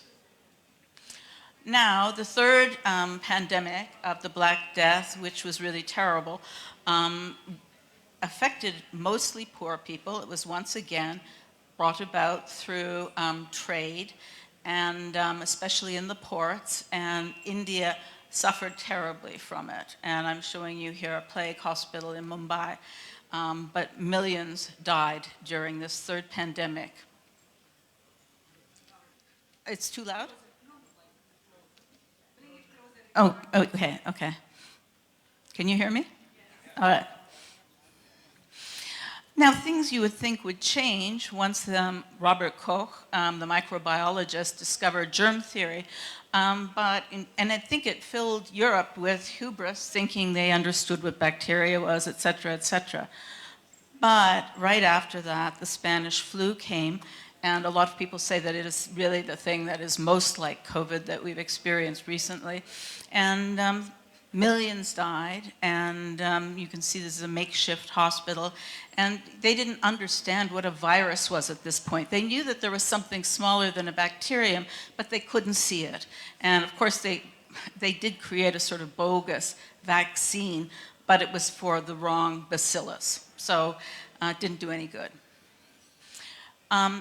Cholera, as you know, is waterborne, and this is a sort of caricature. But anyways, basically, they knew it was waterborne from the mid-19th century through the work of John Snow. And so you would think that this was a disease that had been eliminated from the world. But no, in the 90s, cholera once again hit and killed many people in Venezuela, particularly the Indians, the Waro Indians of the Orinoco Delta. Once again, the most marginal and least defended. They received no warning, even though they knew that the authorities knew the disease was coming. And then, of course, there's a terrible cholera epidemic that happened in Haiti as a result of the Nepalese peacekeepers dumping unfiltered waste into the Artibonite River. And these things shouldn't happen, of course, because we do know how these diseases started, and we could have prevented them. We have had a recent success, though, as I'm sure you all know. As of October 6th, the World Health Organization announced the discovery of the first vaccine against malaria, or at least the first one that it approved. And that's really good news. On the other hand, some experts are very skeptical and say, why didn't they use this money to improve the sanitation in sub-Saharan Africa, where they have the most sufferers, rather than a vaccine when there are so many other terrible diseases that might destroy these poor people. Yersinia pestis, they discovered what it was towards the end of the 19th century, and it brings the bubonic plague. And yet, it's one of these diseases that we'll never get rid of because of the animal reservoir. And here on the left, on the right, we have a very cute little marmot from Mongolia. But in fact, quite recently, a couple died. Apparently, marmot is a delicacy there, and they ate it raw, and of course they didn't have antibiotics, and they died. This just happened a couple of years ago. We're used to thinking of bubonic plague coming through the flea vector, but apparently can also be ingested. You guys probably know all this. Now, religion often interacts with epidemics in very interesting ways. What you're looking at is a 14th century parade of the flagellants during the Black Death, and they thought, of course, that the Black Death was God's visitation on them. And so they would march for 33 days, whipping themselves for 33 hours, et cetera, because that's the age of Christ. And they were hoping to do penance. Initially, I think people welcomed them because it was kind of a diversion. And then they started to figure out that maybe they were moving the disease from town to town, which wasn't so great. Of course, pilgrimage is another thing that would spread cholera. And cholera was limited in the 19th century to basically the area around India. And then through British colonialism, the movement of troops, through trade, and of course through pilgrimage, it spread to Europe. And of course, you know, there was outbreaks as a result of the pilgrimage that occurs in the summer for the Muslims. We do find goddesses and gods that were created to try and appease diseases. This is the goddess, I'm sure some of you know, Shitala, the Hindu goddess, and she is seen as both appeasing and sometimes bringing the disease. This one I know is mislabeled. It should be Shapono. I didn't have a chance to fix it. But anyways, this is a Nigerian god that was also a god of smallpox. And this god was brought to the Caribbean, where the African slaves who were brought there also brought smallpox. The Christians have their own, well, they don't have deities because they're theoretically monotheistic. So here they have a lot of intercessory saints. And this little guy up here who's got all these things sticking in him is Saint Sebastian, a 2nd century martyr who was especially supposed to intervene in cases of plague because, I don't know, the archery, once again, the arrows were seen as the arrows of God. And Saint Roch is another very popular plague saint because he actually outlived the Black Death. And this dog apparently helped him by licking his wounds. I know we wouldn't think that was very sanitary, but you know, there you go. Anyway, so he was very popular, and sadly, during the Spanish flu in Zamora, Spain, even though the city authorities were trying to make people socially distant, the Archbishop thought that the way to get rid of the disease was to have a novena, which is 9 days of prayer, of everybody gathered together. And of course, Zamora ended up having a much higher death penalty than anywhere else in Spain. Well, I'll fast forward it. Oh, somebody's helping me. Okay, okay, that's good, that's good. All right, okay, St. Roch, Zamora. Here we are here. I found online that they're still doing for St. Roch novenas. I'm hoping that they socially distanced it, but because he was the plague god, he is still being, or saint, I should say, he's still being invoked during COVID. I was talking about the reactions of religion and epidemics, and this is one that you've probably heard of that's quite upsetting. The anti-vaxxers from the white evangelical resistance.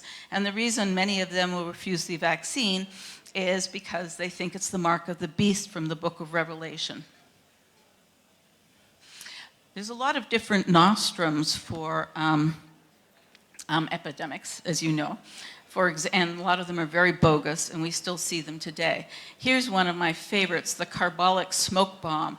And they'd put 1,000 pounds deposited in a bank, and if anybody bought the smoke bomb and subsequently developed influenza, they were supposed to get 100 pounds. Well, a woman named Elizabeth Carlisle did develop influenza afterwards, and they weren't going to pay her, and she successfully won a lawsuit against the drug company, which is good. This is what they did for a while for cholera in French railway stations. I know it's hard to believe, looks very unpleasant and labor intensive, but they put the person in there with his clothing and make him, stay there until they thought he was fumigated. Now, of course, that's not, in 2014, there was an announcement on Egyptian television that they had a complete cure device. And this was supposed to cure AIDS without a blood test through detect and cure AIDS through electromagnetism. So, and of course, we're familiar with these things that hydroxychloroquine, ivermectin, these again are the kinds of bogus cures that I'm sure that you people are all trying to prevail against. I was going to say a little bit about biological warfare and people's concern about it. It's interesting because even though in the Dark Ages, my period, they thought the disease was spread by miasma, there is evidence that they might have had some primitive idea of infection because when the Genoese, this is how the traders contracted the bubonic plague, there was an outbreak in the Mongolian camp of plague, and they pitched bodies over the fortification, and the Genoese got infected as a result. Of course, this was, I think, inadvertent, but the Spanish conquest of the New World was facilitated by smallpox because as to the Aztecs and the other tribes in Mexico, this was like a It was virgin land for this disease, and Europe had been exposed to smallpox for a long time, and so many died. And then there's Jeffrey Amherst here, who actually self-consciously, there's the actual part, tells his field master during the revolt of Pontiac that they should they should put smallpox into the blankets to make sure that they kill the Indians. So this was very deliberate biological warfare. You've already seen this, and this is one of the, I think, really remarkable pictures. These people are taking the first vaccines, you see that this, and they're sprouting cows all over them. See these little cows coming out of their nose and stuff? Because they were afraid of mixing human stuff with animal, animal pox. And this was sort of an anti-vax thing. I like this one too. This is a cow-poxed old woman who grew horns.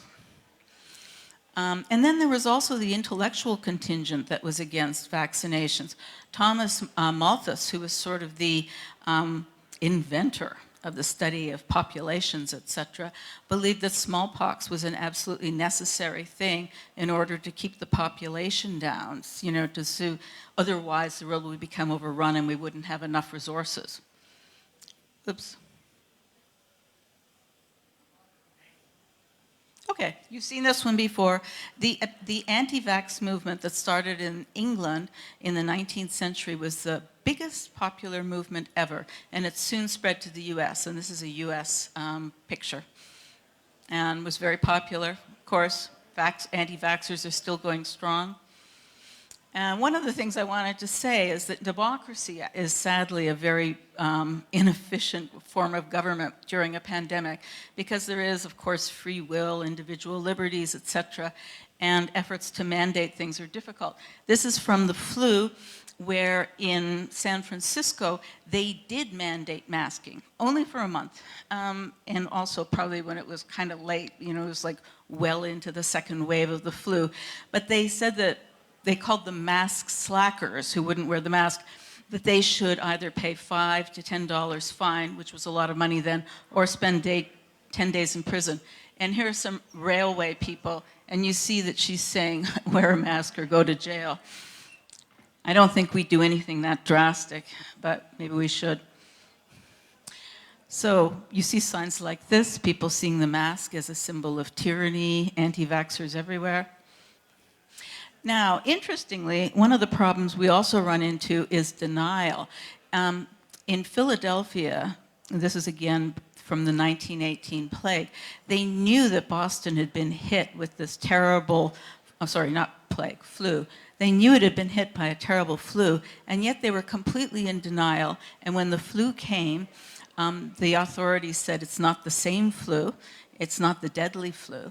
And they went ahead with this Liberty Loan Drive parade because it was during the First World War, and they were selling war bonds. And 200,000 people came to this parade, and thousands were infected. And of course, we have our own forms of denial in our own time. But it all seems to end up in the same place.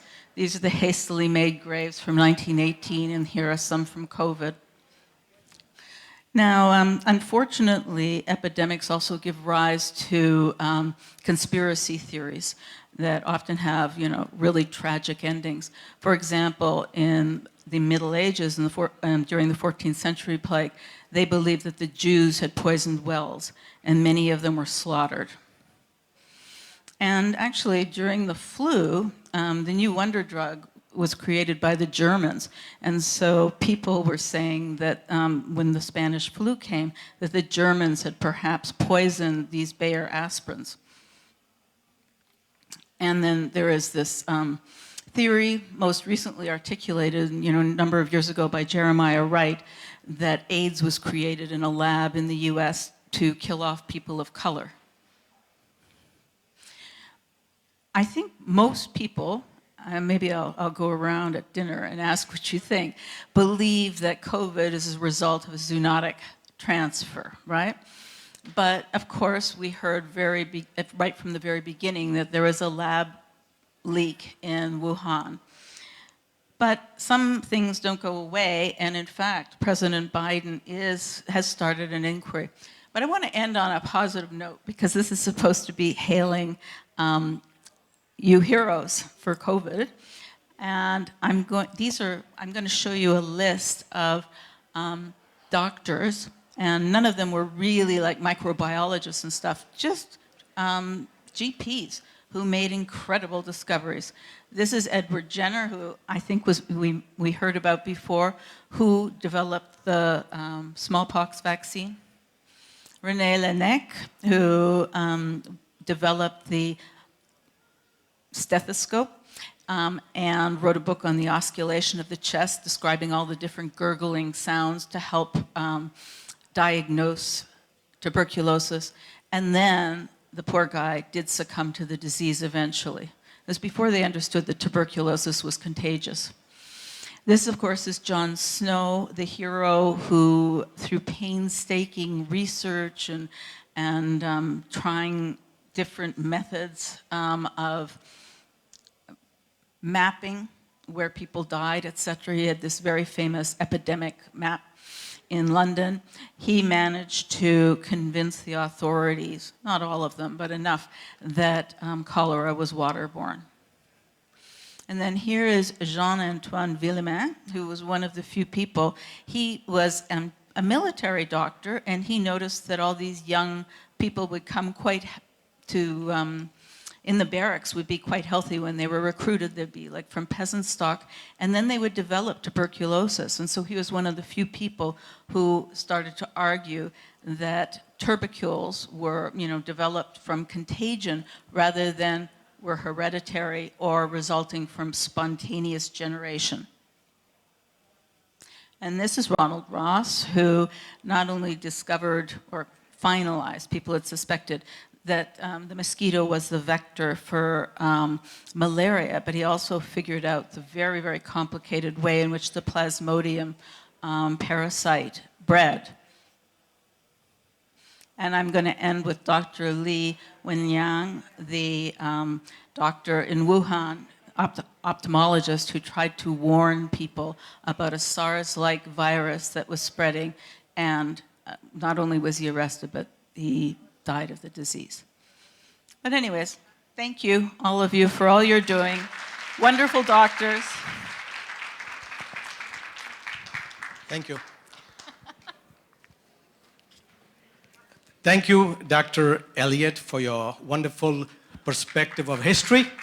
Please give her a big hand.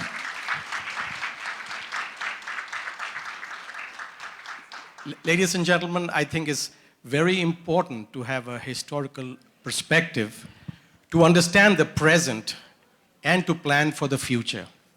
And I think in spite of all the crises that we are going through, it will be well worth it if we learn the right lessons. Lessons about how to handle the crisis better, lessons to prepare for the next crisis, lessons that show us the limitations of us as human beings, and that we should be careful in tampering with nature.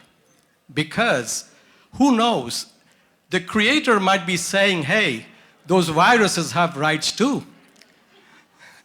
So, thank you, Dr. Elliott. That was a wonderful historical perspective. And now I'd like to recognize our gold sponsor, Kelstar. Kelstar provides from coast to coast solutions for residential and commercial television, internet, business phone, and smart technology needs. I'd like to have Kim come to the stage if she's here. Kim, can you please come here? Kim from Kelstar. Aaron, okay, I'm sorry. I got the wrong name, I guess. Sorry about that. All right, give her a big hand. Hello, and thank you so much for letting me come and share with you a little bit about my company. My company is Kelstar, and we actually are an insurance brokerage. And so insurance is not a fun name. Anytime anybody sees insurance, usually they're ducking and running. In our world, which we all kind of fell into, if you're in insurance, you fall into it. You don't say, I'm going to grow up to be an insurance agent. When you fall into it, we end up falling in love with it because the purpose of insurance is to serve people. And our agency is very focused on immigrants into this country. And the reason why is just because we fell into it, we were referred over and over and over again. And in fact, we insure the businesses for Dr. Hursour and her husband. And one of the things that is important to us is education. Insurance isn't easy, and as many have known, when you get to a point where you have a claim, working with an adjuster is also not easy. But one of the things that we take pride in is helping our clients work through and navigate the challenges of working through a claim. Because insurance also is trust. You're buying a policy and you're hoping and praying that if something does happen, that you've got a trusted relationship with your broker and they can help you navigate the process.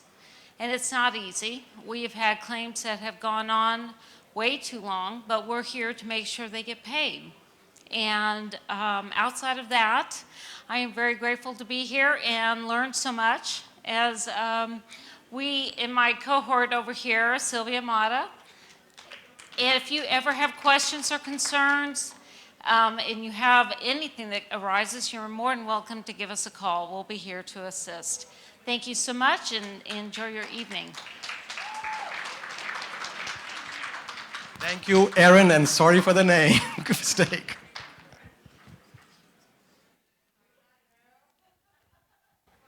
Yes, Erin, thank you so much for your support, and to Kelstar for their sponsorship, and hope we can continue to have your support in the future as well. So, how's everyone doing? Let's take just a brief check-in. How's everyone doing? Yes? Amazing keynote speech, right? I mean, wonderful information, can't beat it. You're not going to go back to Northwestern University for another bachelor's, so you got it here today. Great information about COVID. Wonderful upbeat speech from Raja Krishnamurthy, as always appreciated. So, let's see, what do we have next? So, what would an Indian event be without an Indian dignitary, correct? So, and what better dignitary than one who represents the needs of non-resident Indians in the United States? That's right, everyone. I'm referring to our very own Consulate General, and we are so privileged to have him here today and so pleased that he was willing to grace the stage tonight. So let me tell you a little bit about him. Mr. Amit Kumar is a career diplomat. He joined the Indian Foreign Service in 1995. He has served in several Indian missions abroad. Prior to taking up his current assignment as the Consul General of India in Chicago, he was the Deputy Chief of Mission in the Embassy of India, Washington, D.C., with an ambassador rank.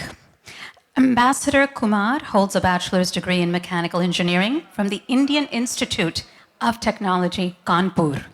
He is married to Miss Surabhi Kumar, and they have 2 children together. We are so happy to have you here as well, Mrs. Kumar. Thank you. So without further ado, I'd like to invite the Consulate General to the stage to please speak to us.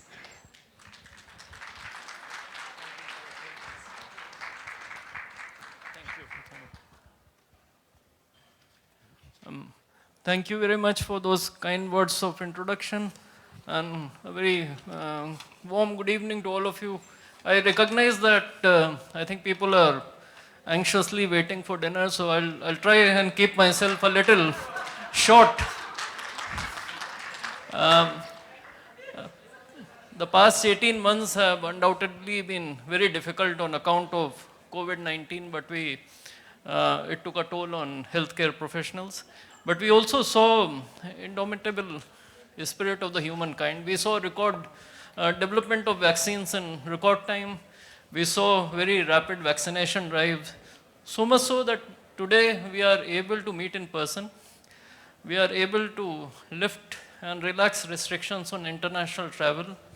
So there is a semblance of normalcy returning in our lives, but the issue of COVID-19 is far from settled.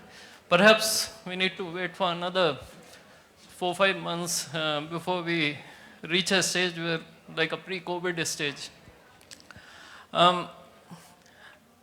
During this period, all of you and many of you are healthcare professionals here have played a key role. You have been at the front line of COVID-19 response. And so I think you all deserve a round of applause, all doctors and healthcare professionals who are present here.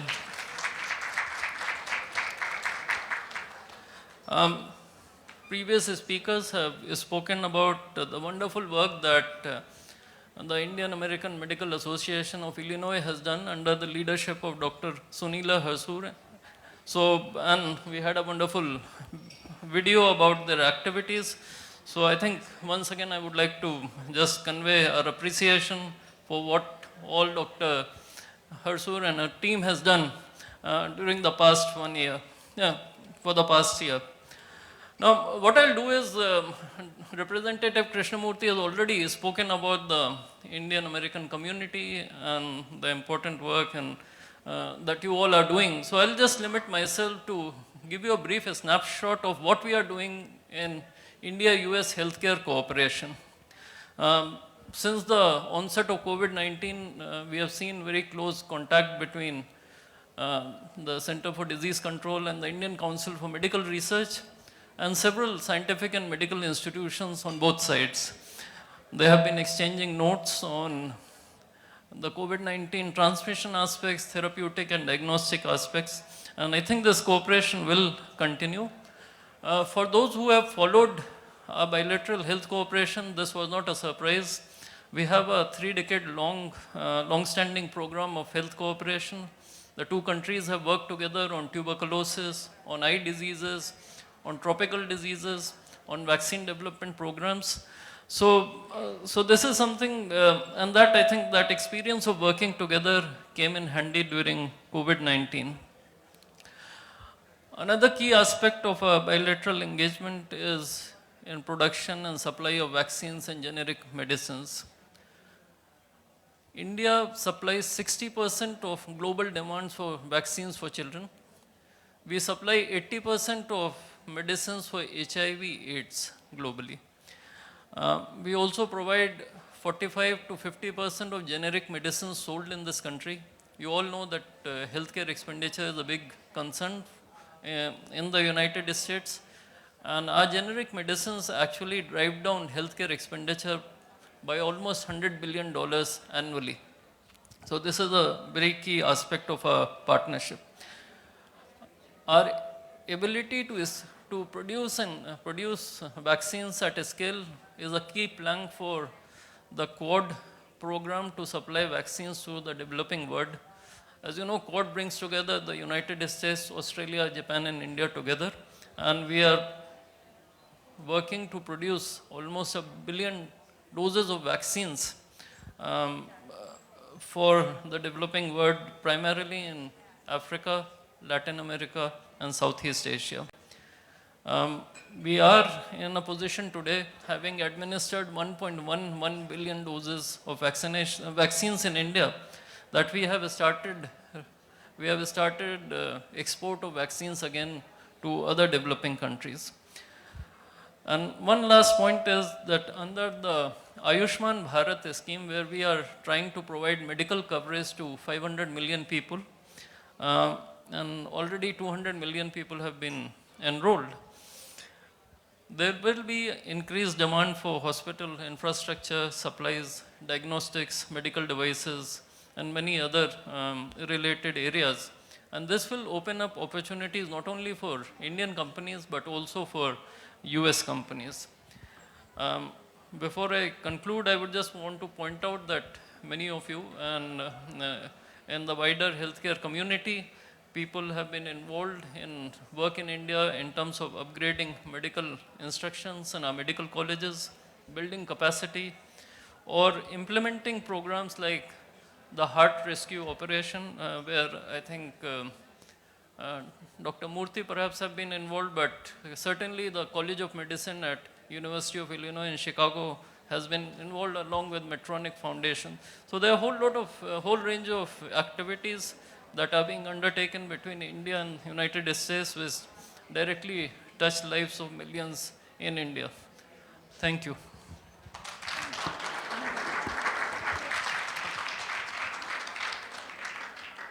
Now we are going to tell you all about the awardees that the president of the IAMA, Dr. Sunila Harsur, has chosen for this year. So let me begin by just letting you know that she had 6 awards this year. A couple of them aren't here, but I will tell you about them a little later. So let me start with the folks who are here. Let me begin with Lifetime Achievement Award, which is going to Dr. Arvind Goyal. Please come up here, sir, please. But the highlights include past chair of the Illinois Medical Licensing Board, past president of the Illinois State Medical Society, and past president of the Chicago Medical Society. Their photos, because you know, and there it is, guys. Hello, that's your clue, that's your cue. Get into your spot because Mr. Suresh Bodiwala is going to click and make you look beautiful. Go on to the President's Appreciation Award.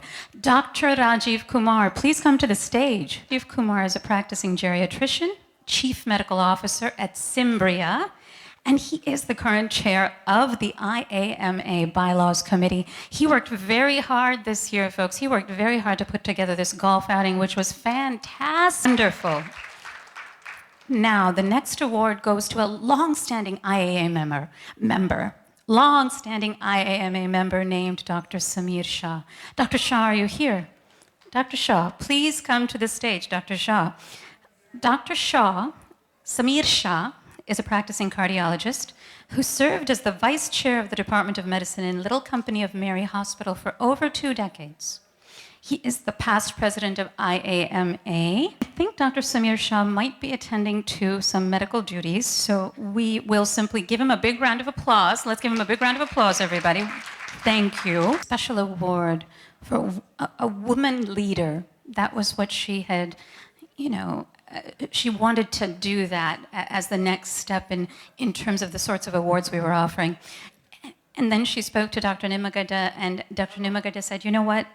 I'm going to participate in this too. I'm going to support this. So together they came up with the Usha Rani Nimagada Woman Physician Leader Award. And this is the first year that we are awarding this. And so I'd like to invite Dr. Anita John. Dr. Anita John is the very first winner of our Usha Rani Nimagada Woman Physician Leader Award. She is a board-certified pediatrician in private practice. She's the past president of IAMA in 2011. She was the past chairman of the board of IAMA Charitable Foundation in 2012. And currently she serves as the medical director for the IAMA Charitable Foundation. I just want to mention the one last award that we weren't able to have her here today. It's for a distinguished physician, and that went to Dr. Ambika Ambly, who's an endocrinologist with a focus on diabetes. Ambika Ambly, that's right. Let's give her a big round of applause. She's amazing. Amazing, amazing. I read her, details, and I thought, oh my gosh, how am I going to summarize this? Impossible. So here are the highlights. She's practicing at both Cook County Health and Rush University Medical Center. She is a prolific writer. I cannot even tell you how many publications she's had, peer-reviewed, et cetera, et cetera. She's the recipient of multiple grants and the lead principal investigator for multiple prospective trials. We are so happy to be able to give her that award this year to Dr. Ambika Ambly. Thank you so much. Thank you, Radhika. It would not be complete if we do not mention the Young Physician Award that goes to Dr. Tapan Parekh. Tapan Parekh is a practicing psychiatrist and is currently a teaching attending at Northwestern University Medical Center. So although he couldn't make it, please give him a big hand. Tapan Parekh! And now we will have a very brief business meeting, believe me. This will be the shortest business meeting, I guarantee you, I promise you. Radhika, is that correct? Very short business meeting? Absolutely, very short. I mean, what is there to do? Where is Dr. Shah? Dr. Shah, can you please come Dr. Deepak Shah, we need you up here for the business meeting. and show the meaning of brevity? Where is Dr. Dilip Shah? Deepak Shah, sorry. Dr. Deepak Shah, Deepak thank Shah. you so much. Thank you. Okay, IAMA members, be ready to say approved and seconded so we can move forward, okay? Here we go. Hello, good evening. I am Dilip Shah, not Deepak Shah. We had a wonderful year with the added dynamic leader under Dr. Sunila Harsur. We have to move on to the next year. So next year, nominating committee has following candidates: President-elect Dr. Piyush Vyas, Secretary-elect myself, Dilip Shah, Treasurer Dr. Meher Madavaram, Treasurer-elect Dr. Rajiv Kumar, Membership Chair Aparna Natarajan, Educational Chair Srilata Gundala, Academic Affairs Dr. Tapan Parikh, and Health Awareness Chair Nitha Dhananjaya. Wish them good luck. Thank you.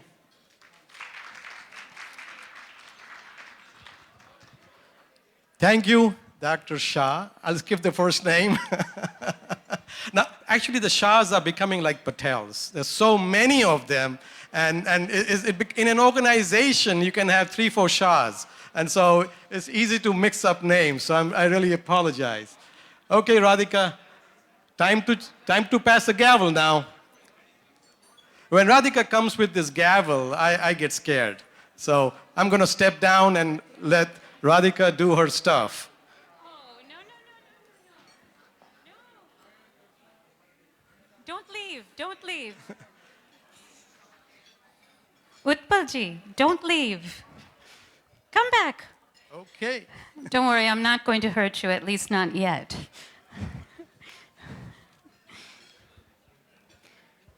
Go ahead. Yeah, so the next item, what do you think? What do you think is the next item, folks? Okay, Dr. Reddy, Suresh Reddy, are you ready? Are you ready for Red Day? Is the ready? Folks, the next president of the IAMA, Dr. Suresh Reddy. Suresh Reddy. Please come on over. It's your turn on the hot seat now.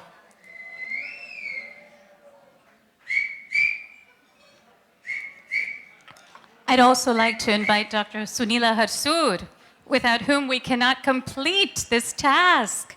Please come to the stage. Everybody, big round of applause. Come on. And for Dr. Harsur and for Dr. Reddy. Come on, big round of applause. Ladies and gentlemen, just one thought. As an organization, IAMA, we discuss, we argue, we sometimes have minor fights, but we all compete for one thing: serve the membership and serve the community and serve our patients. And so hence, this transition is the opportunity to serve. And that's what this transferring of gavel is all about. Thank you. Go ahead.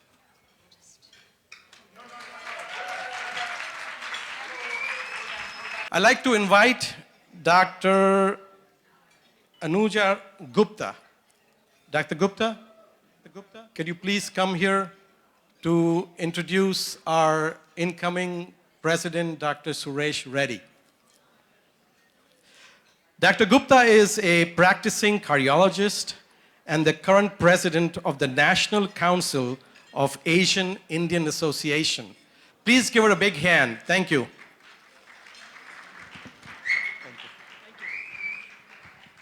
Thank you. Good evening and welcome Congratulations, Dr. Reddy.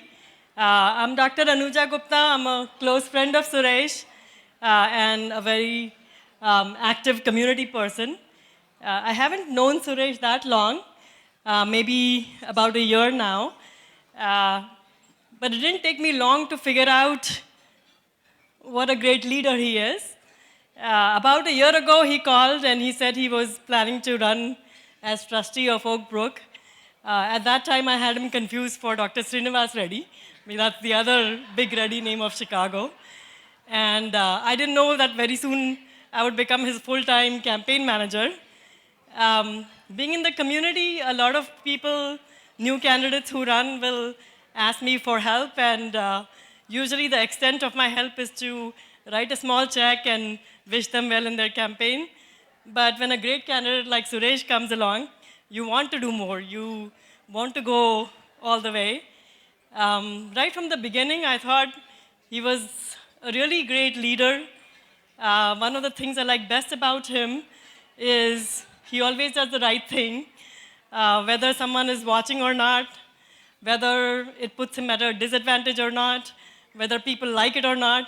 He always does the right thing. And in my book, that is the mark of a true person or a true leader. It speaks about his integrity and very high personal strength of character. I thought he was a man of action. He had done many things, shown leadership in his medical career, in API. I thought he was charismatic and very likable. So all in all, I thought he was a very viable, backable candidate. And I remember on the night of his election, I was thinking that I hope he wins. He is the best candidate for this job. And today, seeing him in public office in the village of Oak Brook, I feel so proud. I feel like I backed the right person, and it's a well-deserved position. He's shown his leadership skills in many things, and I think he's going to carry it forward to the IAMA presidency, and I wish him well for the position. We're going to run a brief video to introduce Dr. Reddy.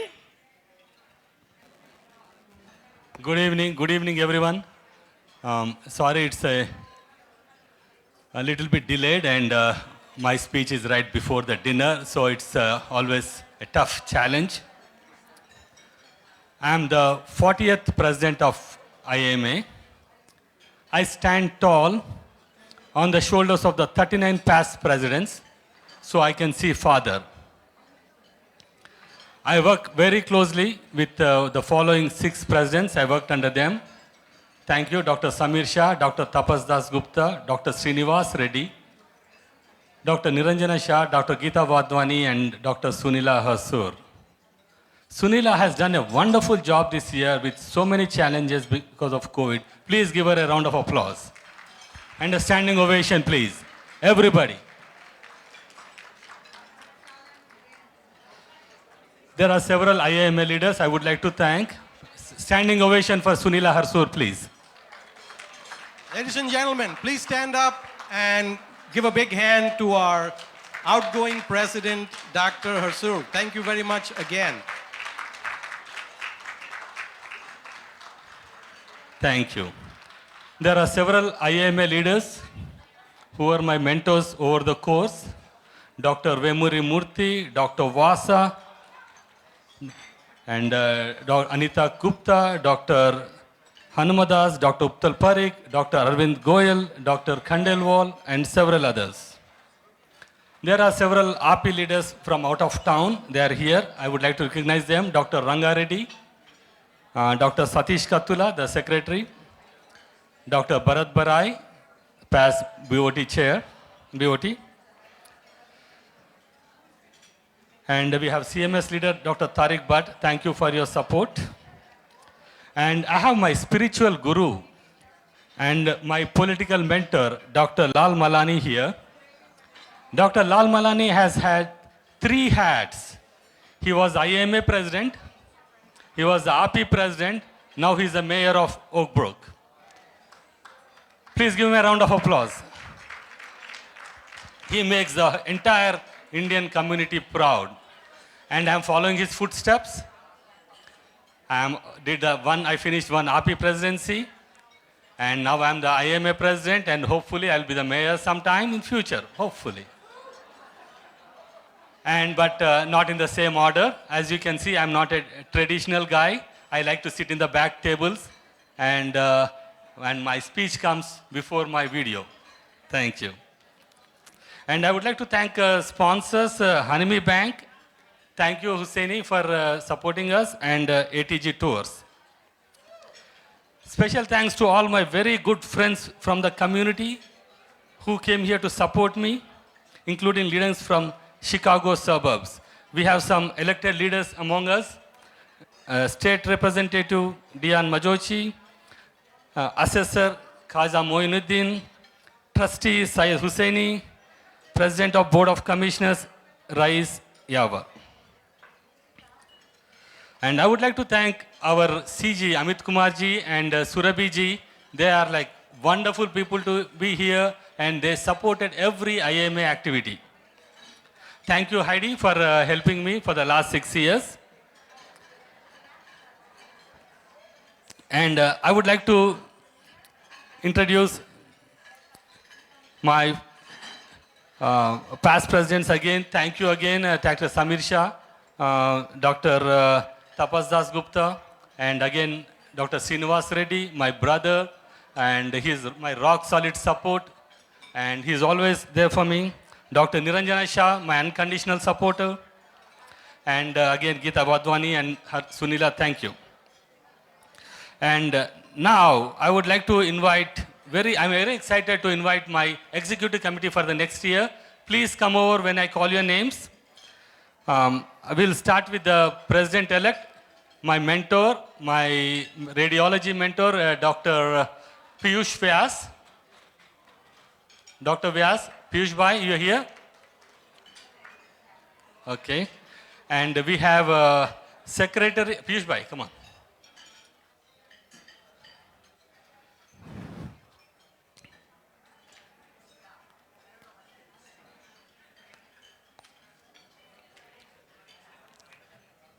Piyush Bhai. And the next secretary, my soul friend Radhika Chimata. Secretary-elect Dr. Dilip Shah. Dr. Dilip Shah. Dr. Dilip Shah, please come onto the stage. And treasurer, my soul sister, my strongest supporter here, and Dr. Meher Medavaram. And treasurer-elect, a good friend, and has so much energy, and I can see him doing wonders for IMA, Dr. Rajiv Kumar. And we have chairs, Dr. Aparna Natarajan, please come over onto the stage. Dr. Srilata Gundala, Dr. Tapan Parikh, Dr. Neeta Dharanjaya. Thank you so much. Thank you for all coming and supporting us. Again, I'm representing the village of Oakbrook along with Dr. Lal Malani, my boss here. As somebody said, we always sell Oakbrook. We are going to sell Oakbrook. High-end shopping, fine dining, and free parking. Oakbrook is a new downtown of Chicago. Please join and come and enjoy Oakbrook. Thank you. Everyone, we hope you're enjoying this wonderful family-style dinner. We want you to know that we have a couple more things in store for you. And first of all, I want to see if my state representative, Ms. Dian Mazaki, is in the house. Is Ms. Dian Mazaki here? Because I would love to call her up if she is. And if she's not, I'm just going to tell you a quick little story that when I was applying for my Illinois medical license, of course, there was quite a delay. I think you all know how that goes.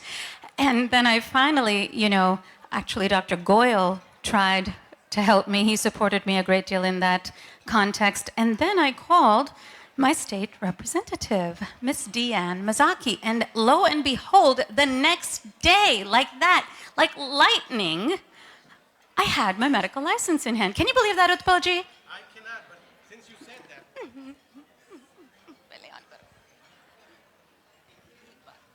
It's a tough story to sell, but since you are telling me, I have to believe it. Literally, the next day, I open up IDFPR, bam, I'm a licensed physician. Can you believe it? So I really want to thank Deanne Mazaki, and if she isn't here and she isn't able to grace our stage today, so be it. But I want you all to know that she does support physicians' issues, and I've worked with her over the years during Advocacy Day when I would go down there with my fellow psychiatry residents to Springfield and advocate and talk about all of the bills that we were trying to put forward through the Illinois Psychiatric Society. Okay, so it looks like Deanne's not here, right, Utpalji? No, she's not here, it looks like. And now we would like to invite Dr. Satish Katula. Satish Katula of API. Dr. Satish Katula is a practicing oncologist and a current secretary of API, and he will be giving us a brief report about API. There you go, Dr. Katula. Thank you so much. Good evening, everybody. It's truly an honor to be here tonight. And I want to congratulate Dr. Sunil Harshu for an excellent job that she has done. And then I want to congratulate Dr. Suresh Reddy, the incoming president.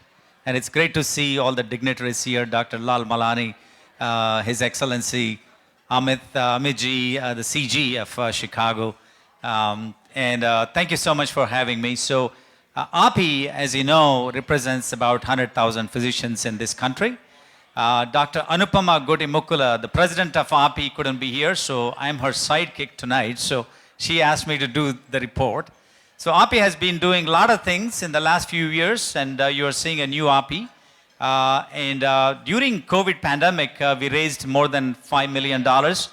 And we sent more than 2,300 oxygen concentrators, 100 ventilators, and 200 high-flow oxygen units, and donated money for oxygen plants and some lab equipment to several hospitals in India, and we continue to do so. And we are also doing community outreach programs, free CMEs. We have at least 20 per year, free CMEs. So please join if you're not joining CMEs to avail that benefit.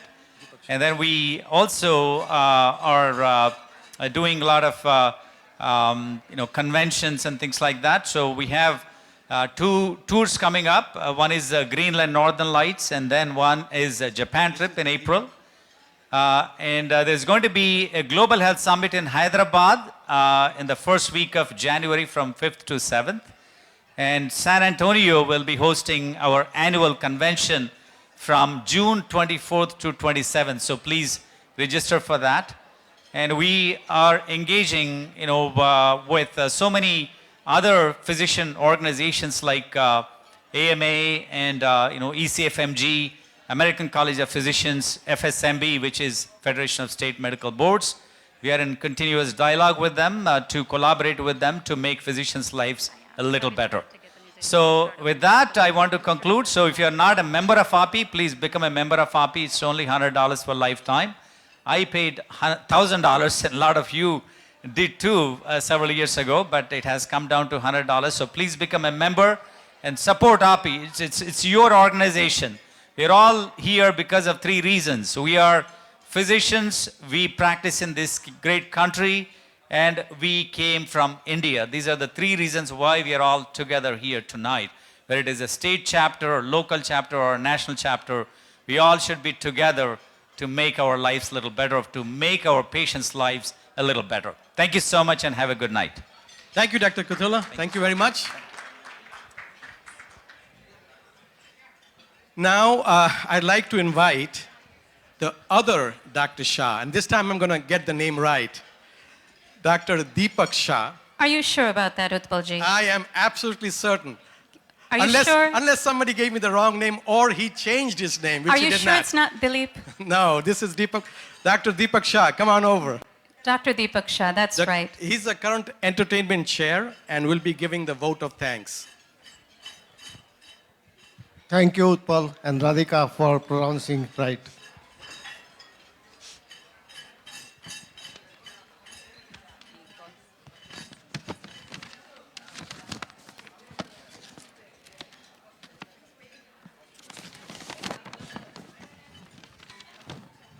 Good evening. Gratitude gets us life goals, while time makes memories everlasting. On an occasion of such a magnitude, thank you is all it takes to express gratitude infinitely. It is my great pleasure to propose vote of thanks at this 41st IAMA Illinois annual gala gathering. IAMA Illinois is very grateful for the presence of US Congressman Raja Krishnamurthy and the state representative Diane Mazzocchi. We are indeed greatly honored by your presence. I also want to thank Indian Consulate General, Mr. Amit Kumar, and the Oak Brook Mayor, Dr. Gopal Lal Malani, for coming and making this event so special. Thank you, sir.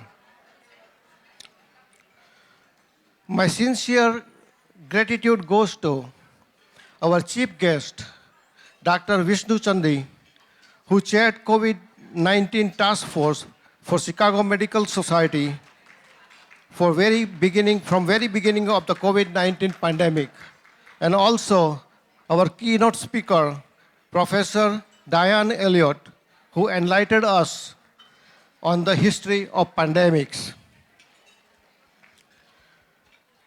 Thank you for sharing your thoughts on COVID-19 pandemics that has changed our life all over the world.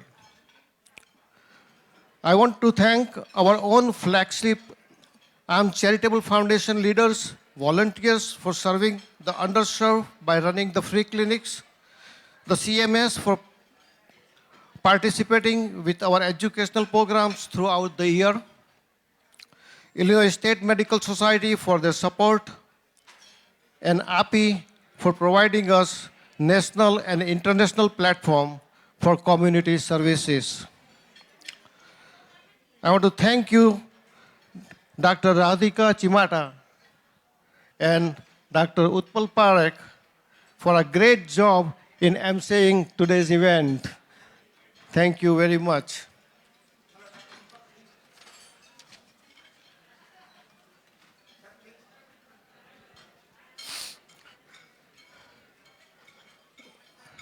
IAMA Illinois President Dr. Sunila Harsur has taken IAMA to a high level of excellence with her leadership.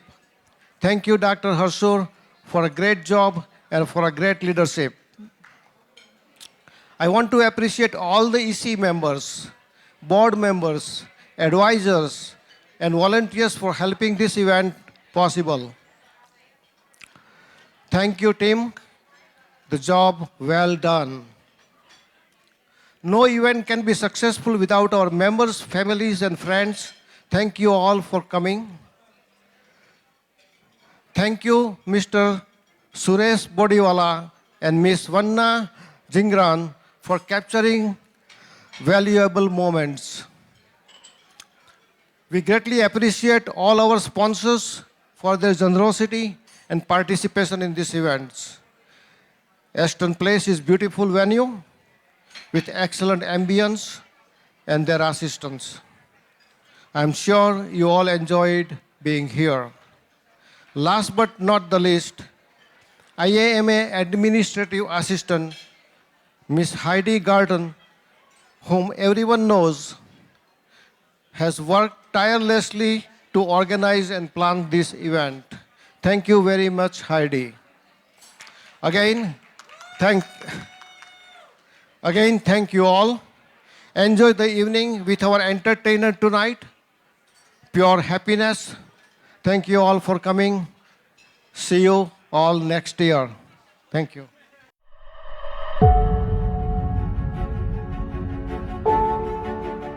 Dr. Suresh Reddy, the incoming president of the Indian American Medical Association Illinois chapter for the year 2022, is a neurointerventional radiologist practicing in the Chicago area. Dr. Reddy has had many years of service to the medical community, being actively involved in organizations such as the American Association of Physicians of Indian Origin and Indian American Medical Association Illinois chapter.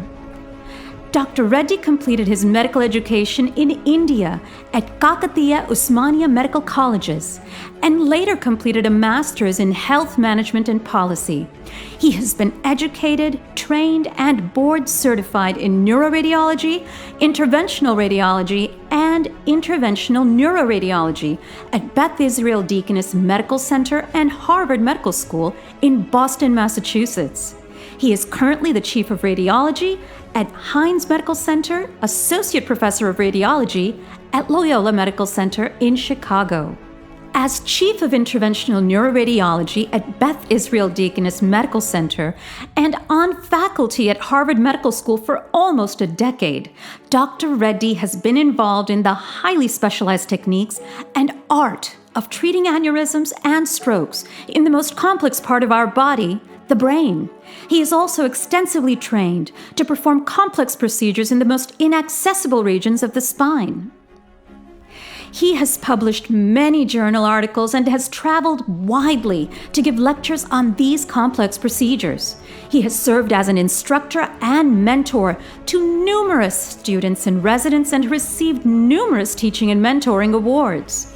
To his credit, he is a 4-time recipient of Faculty Award for Excellence in Teaching. Apart from his distinguished career as a neurointerventionalist, he has been applauded for his active involvement in OPI and its causes, serving National OPI in various capacities, such as Chair of IT and Chair of CME Standing Committees, and Regional Director of the New England area. He has championed a variety of causes such as clearing the green card backlog for Indian physicians in rural America, organizing CME cruises to Alaska, Scandinavia, the Mediterranean, Hawaii, and Antarctica, along with CME trips to Israel and Jordan, and persistently seeking out new OPI membership. He is skilled at building bridges, successfully adding 8 new member chapters to the national organization. He won 3 elections with a landslide majority in OPI for the positions of treasurer, secretary, and vice president, eventually rising to become the 36th president of OPI in 2019.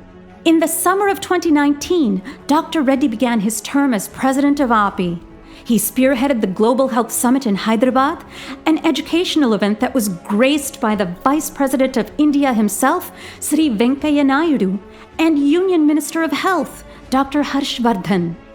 In October of 2019, he played a key role, along with the Indian Resuscitation Council, to train almost 500,000 lay people in cardiopulmonary resuscitation in India.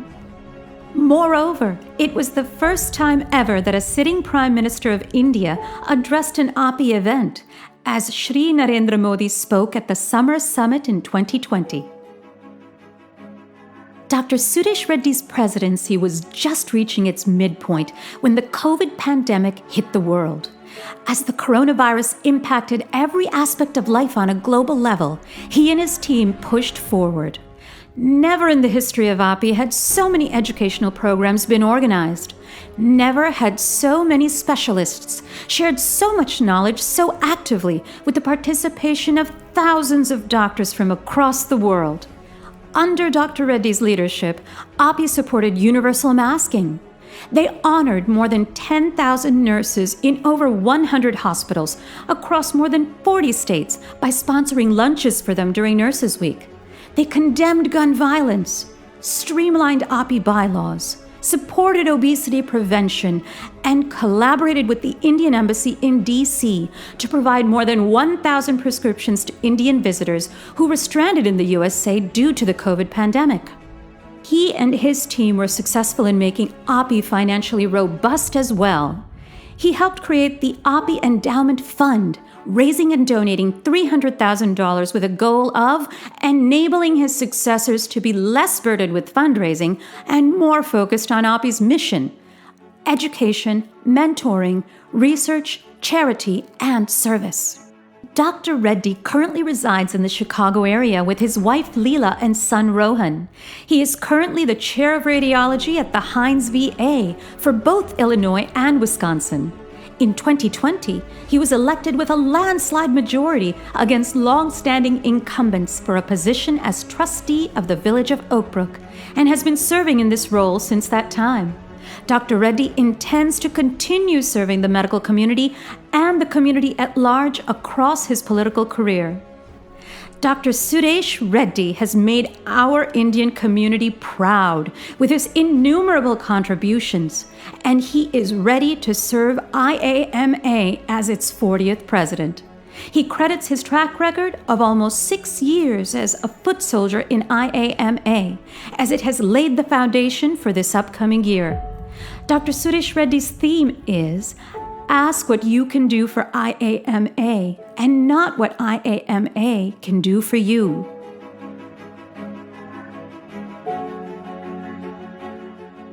Hello, thank you for giving me this opportunity to serve as the 40th president of IAMA. I'm honored to be working with you all, an enthusiastic and cohesive group of physicians.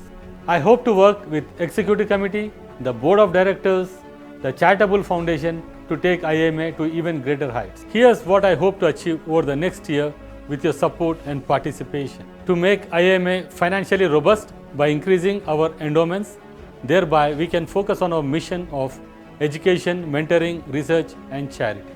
To create special mentoring programs for high school and medical students, residents and fellows. Thank you so much.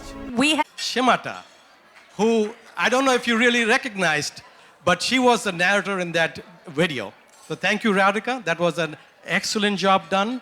And a few words about Suresh. As we all know, Suresh is a very talented person, a great leader with a lot of leadership qualities.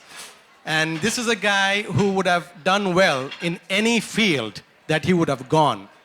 But just one thought about Suresh. If he had gone to Bollywood, I think he would have made a better looking Rajinikanth. What do you think, Suresh? Thank you so much for your patience. I hope you are enjoying the dinner. It looks like perhaps you have enjoyed your dinner. Don't forget that there are desserts, there is coffee, there is more liquor, although I must say now it's a cash bar, so please take your wallets with you. Enjoy the rest of the night. Stick around. Give us about 20 minutes, okay? Go have your desserts, have your coffee, have your drinks, and come back and take a seat.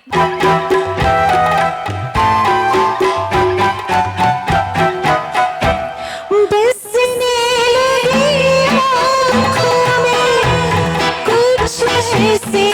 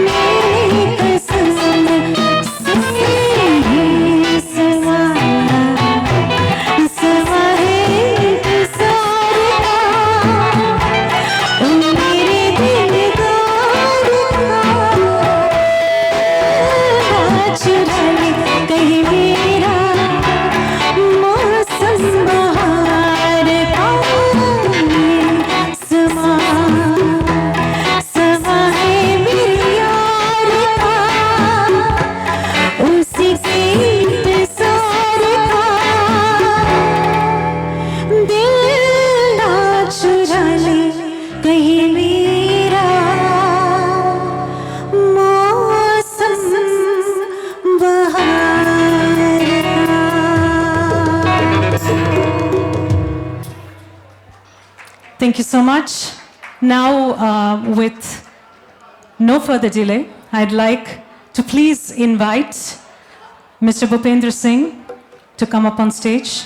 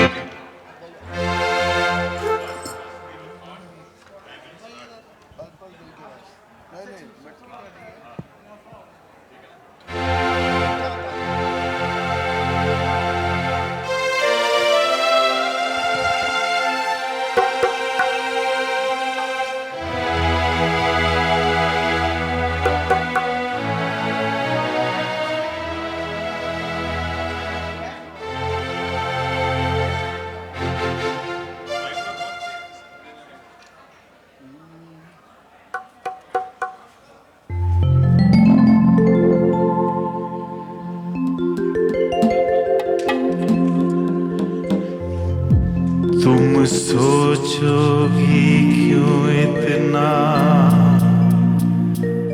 मैं तुमसे प्यार करूं तुम समझोगी दीवाना मैं भी इकरार करूं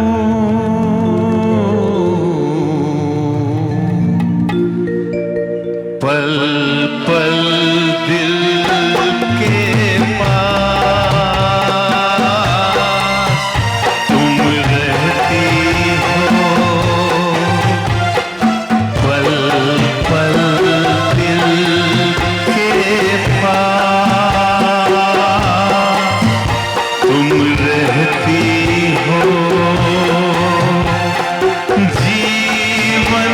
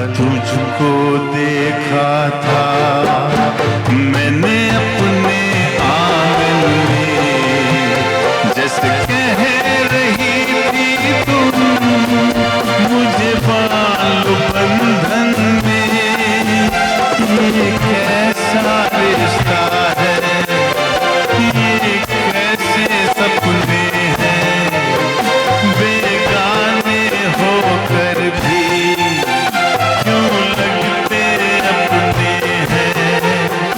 मैं सोच में रहता हूँ, डर डर के कहता हूँ, पल पल दिल के पास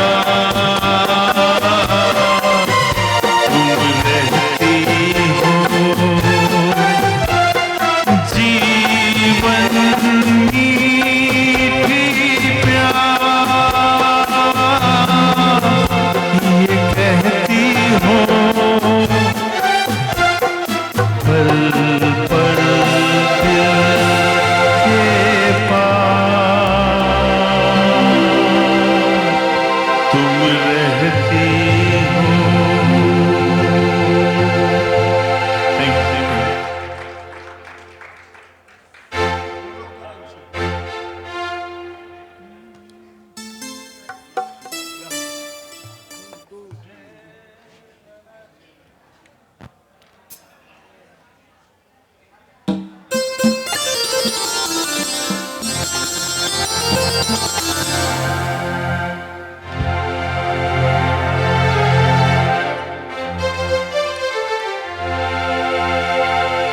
फूलों के रंग से, दिल की कलम से मुझको लिखी रोज पाती, कैसे बताऊं किस किस तरह से पल पल मुझे तू सताती। तेरे सपने लेकर के सोया, तेरी यादों में जागा,